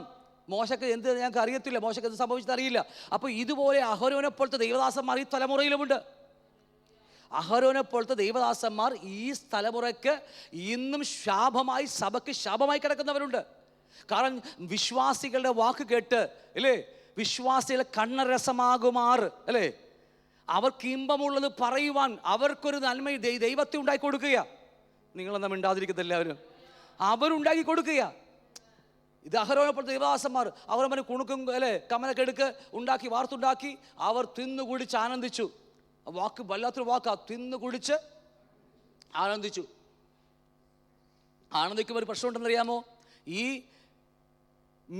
ഈ മരുയാത്രയിൽ തിന്നുകുടിച്ച് ആനന്ദിക്കുമ്പോൾ അവർക്ക് തോന്നും, ഇത് മതി, ഇവിടെ അങ്ങോട്ട് സെറ്റിലാകാം. മനസ്സായോ? ഇവിടെ അങ്ങ് സെറ്റിലാകാം. ഇത് തന്നെയാണ് നമുക്ക് പറ്റിപ്പോകുന്നത്. ഇവിടെ തൃപ്തനായി തിന്നും കുടിച്ച് ജീവിക്കുന്നുവെങ്കിൽ, സഭ നല്ല അടിപൊളി സഭ, AC സെറ്റപ്പ്, എല്ലാവരും കൂടി വരുമ്പോൾ എല്ലാ സൺഡേ ബിരിയാണി, ആർക്കും അവരോട് പരിഭവമില്ല, വഴക്കുമില്ല, ഒന്നുമില്ല. ഞാൻ ചിന്തിച്ചു നോക്കിയേ, നമ്മൾ പറയും ഇവിടെ അങ്ങ് കൂടാന്ന് പറയും നമ്മൾ, പിന്നെ ഒരെണ്ണം പോലും ആ ദൈവരാജ്യം അന്വേഷിക്കത്തില്ല. ഇത് അപ്പോസ്തലന്മാർക്ക് പറ്റിയ തെറ്റാണ് ഞാൻ പറയുന്നത്. ഞാനീ പറയുന്നത് അപ്പോസ്തലന്മാരെ കുറ്റം പറഞ്ഞില്ല, പേടിക്കൊന്നും വേണ്ടിട്ടോ. അപ്പോസ്തലന്മാർക്ക് പറ്റിയ തെറ്റാണ്. അവർ പറഞ്ഞു, പറയാൻ ഒരുപാട് കാര്യങ്ങളുണ്ട്, ഒരുപാട് ഓടി വരികയാണ് ഹൃദയത്തിലേക്ക്. ലേവ്യനായ ബർന്നബാസ്, അത് തന്നെ തെറ്റാ. കാരണം ഒരു ലേവ്യന് സ്വത്തുണ്ടാകാൻ പാടില്ല, അത് വേറെ കാര്യം. അതെന്തുവാകട്ടെ, അവൻ ആ നിലം വെച്ച് അപ്പോസ്തലന്മാരെ കാൽക്കെ കൊണ്ടുവച്ചു. ഞാൻ പറഞ്ഞ മനസ്സിലാവണം നിങ്ങൾക്ക്. ഇത് പ്രമാണം മുഴുവൻ എടുത്ത് പഠിക്കണം. എന്നാലും ഇതൊക്കെ ഞാൻ എനിക്ക് ദശാംശത്തെക്കുറിച്ചൊക്കെ എപ്പോഴും പഠിക്കാൻ ആഗ്രഹിച്ച കർത്താവ് തന്നാൽ നമുക്ക് പഠിക്കാം. അവ ലേവനായത് ആ ബർന്നബാസ് തന്നെ നിലം വെച്ച് അപ്പോസ്തലന്മാരെ കാൽക്കെ കൊണ്ടുവച്ചു. നല്ല പരിപാടി. അപ്പോസ്തലന്മാർക്ക് മനസ്സിലായി, നമുക്ക് എല്ലാവർക്കും എന്താ സോഷ്യലിസം അല്ലേ, സോഷ്യലിസമാണല്ലേ, എല്ലാവർക്കും ഒരേപോലെ, അല്ല സോഷ്യലിസം, എല്ലാവർക്കും ഒരേപോലെ വിറ്റ് പറക്കി കൊടുത്തു, എല്ലാവരും ഒരു വകയൊന്ന് കണ്ടു ഉണ്ടു ഉറങ്ങി അങ്ങ് പോകുന്നു, അല്ലേ, നമുക്കറിയാം. പക്ഷേ ഇത് ദൈവഹിതമൊന്നുമല്ല, ഇത് ദൈവഹിതമല്ല. ഉൽപ്പത്തി പുസ്തകത്തിൽ പറഞ്ഞു, നീ സന്താനപുഷ്ടികളായി പെരുകി നിറഞ്ഞ് അടക്കി വാഴുക ഭൂമി മുഴുവനും. മനസ്സിലാവുന്നുണ്ടോ? അപ്പോൾ പുതിയ സഭയോട് നമ്മോട് കർത്താവ് പറഞ്ഞു, നീ യെരൂശലേമിലും യഹൂദയിലും ശമരിയിലും ലോകം അറ്റത്തോളം സാക്ഷികളായി തീരാൻ പറഞ്ഞു. ഏതെങ്കിലും ഒരു സ്ഥലത്ത് കൂടാൻ വേണ്ടിയല്ല വിളിച്ചിരിക്കുന്നത്. അപ്പോസ്തലന്മാർക്ക് തെറ്റുപറ്റി ദൈവം അവരുടെ ഇടയിലേക്ക് അപ്പോൾ സ്തെഫാനസിനെ പൊക്കിയെടുത്ത് കൊന്നുകളഞ്ഞു. സഭ ചിതറിപ്പോയി. പോയവർ അവിടെ ഇവിടെ സുവിശേഷം അറിയിച്ചു. ദൈവപ്രവൃത്തി ഞാൻ പറഞ്ഞു വന്ന കാര്യം ഒന്നും മറന്നു പോകരുത്.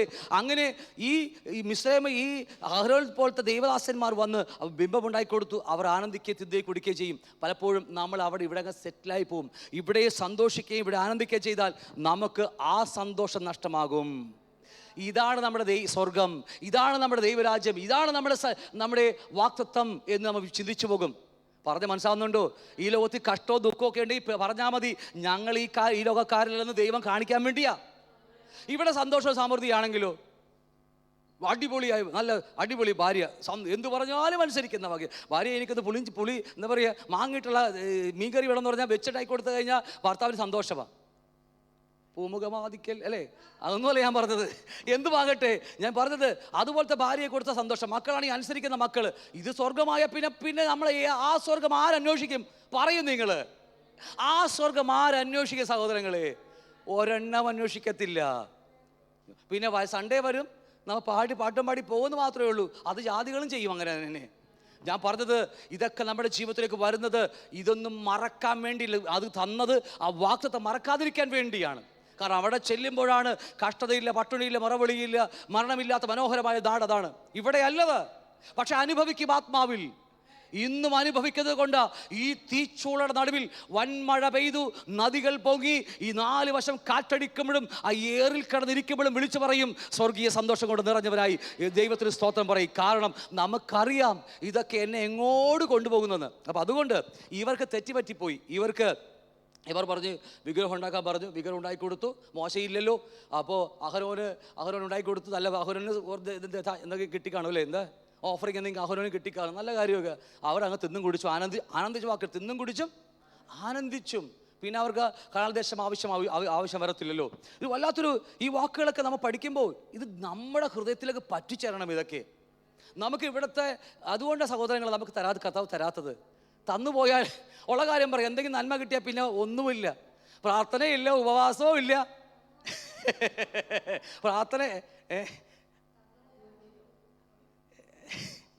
ബൈബിൾ ക്ലാസ്സും ഇല്ല, അല്ലേ? എന്തുമാകട്ടെ, ഞാൻ പറയുന്ന കാര്യങ്ങൾ ഇതൊക്കെ സംഭവിക്കും നമ്മുടെ ജീവിതത്തിൽ. അപ്പോൾ ഓർക്കണം, ഇതൊക്കെ നമ്മളെ മുന്നോട്ട് കൊണ്ടുപോകാൻ വേണ്ടി കർത്താവ് ചെയ്യുക, തള്ളിക്കളയാൻ വേണ്ടിയല്ല. അപ്പം അതുകൊണ്ട് 2 കാര്യങ്ങൾ നമ്മുടെ ക്രിസ്ത്യ ജീവിതത്തിൽ ആവശ്യം. ഒന്ന്, വിശ്വാസത്താൽ, ഇവിടെ പടം കാണുമ്പോൾ നിങ്ങൾക്ക് അറിയാൻ കഴിയും, വിശ്വാസത്താൽ ഞാൻ വാഗ്ദത്തക്കാരാൽ ഈ മനോഹര ദേശത്തെ വിശ്വസിച്ചുകൊണ്ട്, അവൻ്റെ വചനത്തിൽ വിശ്വസിച്ചുകൊണ്ട് നാം അവൻ്റെ വിശ്വാസത്താൽ നടന്നുകൊണ്ടിരിക്കുന്നു. ഈ വിശ്വാസം നടക്കുന്നത് എങ്ങനെയാണ്?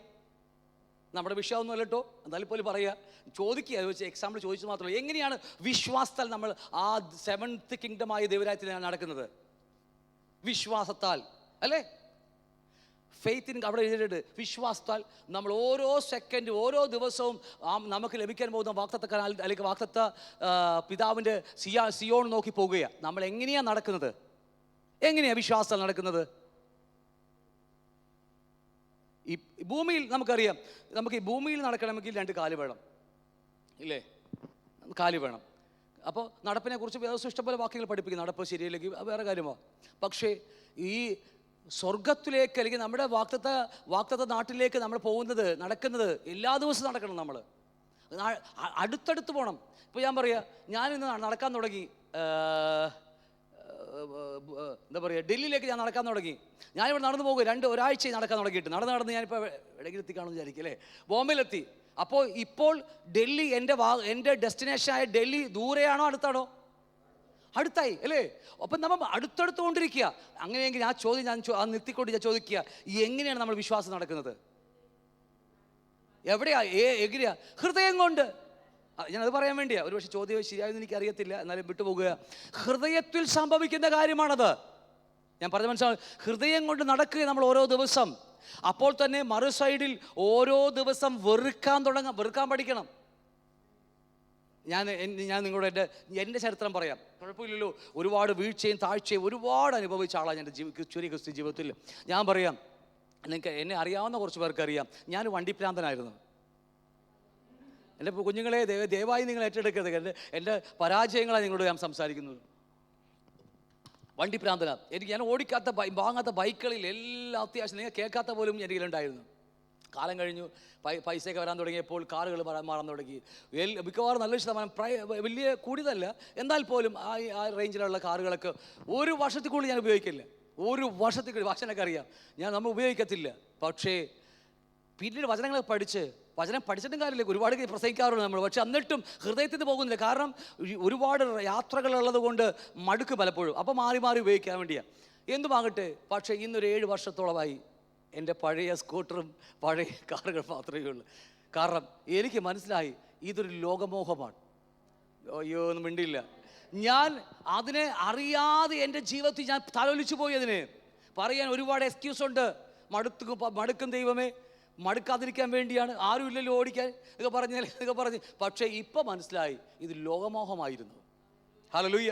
അതുകൊണ്ട് ഇന്ന് ഞാൻ ഇപ്പോൾ കഴിഞ്ഞ 7 വർഷത്തോളമായി ഞാനിപ്പോൾ ഉപയോഗിക്കുന്ന കാറുകൾ മാത്രമുള്ളൂ, പഴയതായി, തീരെ പഴയതായി. എന്നാൽ പോലും ഞാൻ തൽക്കാലം അവിടെ നിൽക്കേണ്ടത് പറഞ്ഞിരിക്കുക.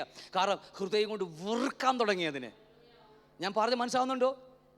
വീട്ടിൽ പോയിട്ട് എട്ടി ഞാൻ നിന്നെ വെറുക്കൊന്നും പറഞ്ഞേക്കരുത്. ഞാൻ പ്രത്യേകിച്ച് പറഞ്ഞേക്കാം, വെറുതെ എന്നെ ഞാൻ പറഞ്ഞ വസ്തുവകകളെ കുറിച്ചാണ് പറയുന്നത്. വസ്തുവകകൾ, ജീവനില്ലാത്ത വസ്തുവകകൾ. വീണ്ടും പറയുന്നു, ജീവനുള്ളതല്ല, ജീവനില്ലാത്ത വസ്തുവകകൾ. ഒന്ന് പറ. അപ്പം അതിനെ സ്വയം വെറുക്കാൻ പഠിക്കണം. നമ്മൾ ഹൃദയം കൊണ്ട് വെറുക്കാൻ പഠിക്കണം. കാണുമ്പോൾ അറപ്പുളവാക്കണം, ഇല്ലേ? നിങ്ങൾ എങ്ങനെ മരത്തെ കാണുന്നുവോ അതുപോലെ നിങ്ങൾ സ്വയം ആ ലോകത്തെ മരം പോലെ കാണാൻ തുടങ്ങണം. നിങ്ങൾ, ഞാൻ പറഞ്ഞ തമാശ പറയാം, സീരിയസ് ആയിട്ട് പറയാം. ലുലുമാളിലൊക്കെ പോകുമ്പോൾ നമുക്കറിയാം, മണ്ടൊക്കെ അനുഭവങ്ങൾ ഇഷ്ടംപോലെ ഇവിടെ പറഞ്ഞു കേൾപ്പിച്ചിട്ടുണ്ട്, അല്ലേ? അപ്പോൾ അതുകൊണ്ട് അവിടെ മനഃപൂർവ്വം വെറുക്കാൻ പഠിക്കണം നമ്മൾ. പിന്നീട് അതിനെക്കുറിച്ച് ആഴമായി അല്പം കൂടി നമ്മൾ പിന്നീട് വരും അതിനെക്കുറിച്ചൊക്കെ. അപ്പോൾ ഒന്ന്, ഞാൻ ഇവിടുത്തെ ലോകത്തെ ഹൃദയം കൊണ്ട് വെറുക്കാൻ പഠിക്കുകയും അപ്പോൾ തന്നെ ഹൃദയത്തിൽ വേറൊരു കാര്യം സംഭവിച്ചുകൊണ്ടിരിക്കുക, അടുക്കിലേക്ക് പോയിക്കൊണ്ടിരിക്കുകയാണ്. എങ്ങനെ അടുക്കിലേക്ക് പോകുന്നു? അത് വേറെ കാര്യമാണ്. ഇങ്ങനെ ഒരു ചോദ്യം ചോദിച്ചേക്കാം, എങ്ങനെയാണ് നമ്മൾ ആ അടുക്കിലേക്ക്, സ്വർഗീയത്തിലേക്ക്, സെവൻത് കിങ്ഡമായ ദൈവരാജ്യത്തേക്ക് അടുക്കുന്നത്? ഹൃദയം കൊണ്ട് തന്നെയാ. എങ്ങനെയാണ്? അവനെക്കുറിച്ചുള്ള അറിവിൽ, ബൈബിളിലെ വാക്കി പറഞ്ഞാൽ പരിജ്ഞാനത്തിൽ. ദിവസവും, അല്ലേ, ഓരോ ദിവസവും അവൻ തരുന്ന വചനത്തിന്മേലുള്ള വിശ്വാസത്താൽ നടക്കുകയാണ്. വചനം തന്നില്ലെങ്കിലോ എങ്ങനെ നമ്മൾ നടക്കും? ബൈബിൾ വായിക്കാതിരുന്നാൽ നമ്മൾ എങ്ങനെ നടക്കും? ഓരോ ദിവസം ബൈബിൾ വായിക്കുമ്പോൾ ആ വിശ്വാസം, വചനത്തിലുള്ള വിശ്വാസമാണ് എന്നെ നടക്കുവാൻ പ്രേരിപ്പിക്കുന്നത്. എൻ്റെ കൈ കൊണ്ട് ശക്തി കൊണ്ട് നടക്കാൻ പോയാലുണ്ടല്ലോ, എത്ര ദിവസം കൊണ്ട് നടക്കും നമ്മൾ. അവസ്ഥ തോറ്റോടി നമ്മൾ തുപ്പിയിട്ട് നമ്മൾ തിരിച്ചു വരും. കാരണം ഇത് നടക്കുന്നത് വചനത്തിന്മേൽ വ്യാപരിക്കുന്ന പരിശുദ്ധാത്മാരുടെ ശക്തിയാണ് നമ്മൾ പോയിക്കൊണ്ടിരിക്കുന്നത്. നമ്മൾ എത്തിക്കേണ്ടത് എത്തിച്ചിരിക്കും. കർത്താവ് പറഞ്ഞില്ലേ, ഫോളോ മീ. നമ്മൾ പറഞ്ഞത് നമ്മുടെ ന്യൂ ലൈഫല്ല പറഞ്ഞത് ഫോളോ മീന്ന്. ആരാ പറഞ്ഞത്? IPC ചർച്ചകോടല്ല ഫോളോ മീന്ന് പറഞ്ഞത്, കർത്താവാ പറഞ്ഞത്. ഞാൻ പോയ വഴിയേ നീ വരിക, വേറെ വഴിയില്ല. കർത്താവിൻ്റെ വഴികൾ ഏതൊക്കെയാ? ഭൂമിയിലെ ജീവിതം അവസാനം ഗൊൽഗൊഥയിൽ, ഗതസമന മുതൽ ഗൊൽഗൊഥ വരെ അനുഭവിച്ച ക്രൂശ് മരണങ്ങളും നമുക്ക് മുൻ ക്രൂശ് തന്നിട്ടില്ലേ? അവനവൻ്റെ താന്താൻ്റെ ക്രൂശ് നമ്മൾക്ക് ചുമക്കാൻ തന്നിട്ടില്ലേ? ക്രൂശുകൾ. എന്തിനാ അങ്ങോട്ട് നോക്കിയത്? അടുത്തിരിക്കുന്ന ഭാര്യ നോക്കി എന്തിനാ? അല്ലേ, ക്രൂശുകൾ നമുക്ക് എല്ലാവർക്കും ഉണ്ട്. ക്രൂശുകൾ അത് ഏതുമാകാം നമുക്ക്, എന്തുമാകാം നമ്മുടെ ജീവിതത്തിലേക്ക്. അത് ഞാൻ പറഞ്ഞത് ഇതൊക്കെ സഹിക്കാൻ വേണ്ടിയാ, അല്ലാതെ വെറുക്കാൻ വേണ്ടിയല്ല. നമ്മൾ അത് വെറുത്തിട്ട് ലോകത്തെ സ്നേഹിക്കും, അല്ലേ? വെറുക്കേണ്ടത് ഏതാ? ക്രൂശിനല്ലേ വെറുക്കേണ്ടത്. ഇന്ന് കഷ്ടം വരുമ്പോൾ കർത്താവിൻ്റെ യേശുവിൻ്റെ നാമത്തിൽ, ഞാൻ അതിനെക്കുറിച്ച് അല്പം പിന്നീട് അടുത്ത ആഴ്ച ക്ലാസ്സിൽ എടുക്കുന്നത്, ഞാൻ കഷ്ടങ്ങളൊക്കെ വരുമ്പോൾ യേശുവിൻ്റെ നാമത്തിൽ പോപിശായ എന്ന് പറയും. പക്ഷേ അത് സന്തോഷത്തോടെ സഹിക്കുന്ന സാധനമാണ്. അതിനെ വെറുത്തുകൊണ്ട് നമ്മൾ മറ്റേ സ്നേഹിക്കാൻ തുടങ്ങും. നമ്മൾ എത്ര തെറ്റുകളാണ് നമ്മുടെ ജീവിതത്തിൽ സംഭവിച്ചുകൊണ്ടിരിക്കുന്നത്. അതുകൊണ്ട് പലപ്പോഴും നമ്മളിങ്ങനെ താന്നും പൊങ്ങിയാണ് നമ്മുടെ ക്രിസ്ത്യൻ പോയിക്കൊണ്ടിരിക്കുന്നത്. പോകട്ടെ, നമുക്ക് എത്തണ്ടേ? ഈ ജീവിതം ഇപ്പോൾ അവസാനിക്കും. ഇന്ന് രാത്രി വിളിക്കുമെന്ന് നമുക്കറിയത്തില്ല. വിളിച്ചാൽ ലാഭം, അത്രേ ഉള്ളൂ. എപ്പോഴും പറയാറുണ്ട്, കർത്താവേ ഇവരുടെ ഇടുന്ന് എടുക്കാതെ ഇവരങ്ങനെ എടുത്തുകൂടെ എന്ന് ഞാൻ പലപ്പോഴും പറയാറുണ്ട്. എന്നെ കൊണ്ടുപോകാം, എനിക്ക് ഇച്ചിരി കൂടി ജീവിക്കണമെന്ന് മോഹം കൊണ്ടാണ് കേട്ടോ. എന്ത് പാകട്ടെ, ഞാൻ പറഞ്ഞു പോയെന്ന് മാത്രമേ ഉള്ളൂ. അപ്പോൾ അതുകൊണ്ട് വിട്ടുപോകാം. ലൂക്കോസ് 15:16 വാക്യം, മുടിയനായ പുത്രനെ കുറിച്ച് ആ പറഞ്ഞ വാക്യം നമുക്കൊന്നുകൂടി വചനത്തിൽ വായിച്ചേക്കാം. ഏറെ നാൾ കഴിയും മുമ്പ് ഇളയ മകൻ സകലം സ്വരൂപിച്ച് ദൂരദേശത്തേക്ക് യാത്രയായി അവിടെ ദുർനടപ്പക്കാരനായി ജീവിച്ചു. വാസ്തു നാനാവിധമാക്കി കളഞ്ഞു. എല്ലാം ചെലവഴിച്ച ശേഷം ആ ദേശത്ത് കഠിന ക്ഷാമം ഉണ്ടായി. അവന് മുട്ടുവന്നു തുടങ്ങി. അവൻ ആ ദേശത്തിലെ പൗരന്മാരിൽ ഒരുത്തർ ചെന്ന് ആശ്രയിച്ചു. വാക്യം ശ്രദ്ധിക്കണം, ആശ്രയിച്ചു. അവൻ തൻ്റെ വയലിൽ പന്നികളെ മേയ്ക്കുവാൻ അയച്ചു. ഈ ഓടി വരികയാ. നിങ്ങൾ ചിന്തിക്കാൻ വേണ്ടി, നാളെ കർത്താവ് വരും നമുക്കറിയത്തില്ല, എപ്പോഴാണ് നമ്മളൊക്കെ എടുക്കപ്പെടുന്നൊന്നും പറയാൻ പറ്റില്ല. ഞാൻ ചിന്താവിഷയം പറഞ്ഞു പോകുകയാണ്.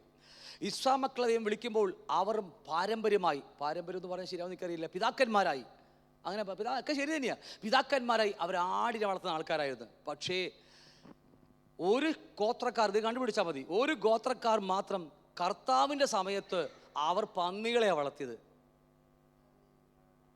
മനസ്സിലായില്ലയോ? എന്തുവാകട്ടെ, ഗാദ് എന്ന് പറഞ്ഞ ഗോത്രം. നിങ്ങൾ ഓർത്ത് വെളിപ്പാട് പുസ്തകത്ത് പഠിച്ചു. ഞാൻ ഈ പറഞ്ഞത് നാളെ നമ്മളുണ്ടൊന്നും പറയാൻ കഴിയത്തില്ല, കർത്താവ് വരുമെന്ന് അറിയത്തില്ല, ചിന്തിക്കാൻ വേണ്ടി പറയുക, നിങ്ങൾക്ക് നിങ്ങളുടെ ആത്മമണ്ഡലം വികസിക്കാൻ വേണ്ടി പറയുക. വെളിപ്പാട് പുസ്തകം പഠിക്കുമ്പോൾ 12 ഗോത്രങ്ങളിൽ പഴയ ആ ഗോത്രം ഇന്ന് അവിടെ ഇല്ല. അതിന് പകരം ആരുടെ ഗോത്രമാ? നമ്മുടെ പ്രിയപ്പെട്ട യോസേഫിൻ്റെയൊക്കെ കയറി വന്ന് നമുക്ക് കാണാൻ കഴിയും. കാരണം ദൈവം പറഞ്ഞതിൽ നിന്ന് വിട്ടുപിരിഞ്ഞു പോകുകയാണ്. അത് തന്നെയാണ് ഞാനത് പറഞ്ഞു പോയി, ജസ്റ്റ് ഒന്ന് പറഞ്ഞതേ ഉള്ളൂ.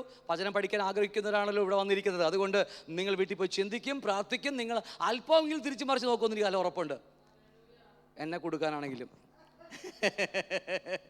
ഓക്കെ, എന്ത് പാകട്ടെ. അപ്പം അതുകൊണ്ട് അവൻ പന്നിയെ, ആ വാക്ക് വന്നപ്പോഴായിരിക്കും ഓടി വന്നത്. ഞാൻ പന്നിന്ന് വിളിച്ചാലേട്ടാ. ആ പന്നിയെ മേയ്ക്കാൻ അയച്ചു. പന്നി നിന്ന് വാളവര കൊണ്ട് വയറ് നിറപ്പാൻ അവർ ആഗ്രഹിച്ചു, എങ്കിലും ആരും അവന് കൊടുത്തില്ല. അപ്പോൾ അവന് നമുക്ക് വരാത്ത ആ സാധനം, നമുക്ക് വരാത്ത സാധനം അല്ലേ, സുബോധം വന്നിട്ട് അവൻ, എൻ്റെ അപ്പൻ്റെ എത്ര കൂലിക്കാർ ഭക്ഷണം കഴിച്ച് ശേഷിച്ചിരിക്കുന്നു, ഞാൻ വിശപ്പ് കൊണ്ട് നശിച്ചു പോകുന്നു. ഞാൻ എഴുന്നേറ്റ് അപ്പൻ്റെ അടുക്കൽ ചെന്ന് അവനോട്, അപ്പാ, ഞാൻ സ്വർഗത്തോട് നിന്നോട് പാപം ചെയ്തിരിക്കുന്നു, ഇനി നിൻ്റെ മകൻ എന്ന പേരിൽ ഞാൻ യോഗ്യനല്ല, നിൻ്റെ കൂലിക്കാരിൽ ഒരുത്തരെ പോലെ എന്നെ കാക്കണമേ എന്ന് പറയുമെന്ന് പറഞ്ഞു. ഇതുവരെ അവൻ്റെ ഹൃദയത്തിൽ സംഭവിക്കുന്ന കാര്യങ്ങളാണ്, ചിരിമാനിക്കുന്ന കാര്യങ്ങളാണ്. അടുത്ത വാക്യം, അങ്ങനെ അവൻ എഴുന്നേറ്റ് അപ്പൻ്റെ അടുക്കിലേക്ക് പോയി. മനസ്സിലാവുന്നുണ്ടോ? ഇതുവരെയൊക്കെ അവൻ്റെ ഹൃദയത്തിൽ സംഭവിക്കുന്ന കാര്യമാണ്. വാക്യം മനസ്സിലാവേണ്ടതിനൊക്കെ നമ്മുടെ വിഷയം ഇതല്ലാത്തതുകൊണ്ട് വേഗം പറഞ്ഞു പോകുക. ഇതുവരെയുള്ള വാക്കുകളൊക്കെ ഹൃദയത്തിൽ. സുബോധം എവിടെയാണ് വന്നത്? അവൻ്റെ പന്നിയുടെ മുതലാളിക്കല്ല സുബോധം വന്നത്, അവനാ സുബോധം വന്നത് അല്ലേ. ഈ വാക്യം ഒരു വല്ലാത്ത വാക്യമാണ്. ഞാൻ ഇടയ്ക്ക് പറഞ്ഞു പോകാറുണ്ട്, പലപ്പോഴും പറയും ബോധം, പലപ്പോഴും ഉപയോഗിക്കുന്നത് ഈ വാക്കുകൾ ഉള്ളതുകൊണ്ടാണ് ഞാൻ പലപ്പോഴും ഇങ്ങനെ പറഞ്ഞു പോകും. പലപ്പോഴും അത് ദേഷ്യം തോന്നരുത് എന്നോട്. അതിപ്പോൾ എന്തുകൊണ്ട് നമുക്ക് ഈ സത്യം ഇത് ആവശ്യമാണ്. നമുക്ക് ദൈവത്തെക്കുറിച്ചുള്ള നല്ലൊരു തികഞ്ഞ ഒരു സുബോധം നമുക്ക് ആവശ്യമാണ്.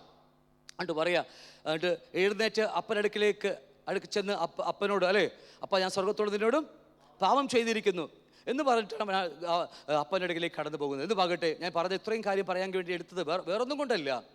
നോക്കിയേ, ഈ ഭൂമിയിൽ ജനിച്ചു വളർന്ന മനുഷ്യർ അവസാനം അപ്പൻ്റെ കൂടെ ജീവിച്ചു, അപ്പൻ്റെ കുടുംബത്തിൽ അപ്പൻ്റെ മോനായി, അപ്പൻ്റെ സ്വത്തുവകകൾക്ക് അർഹനായി, ഇല്ലേ.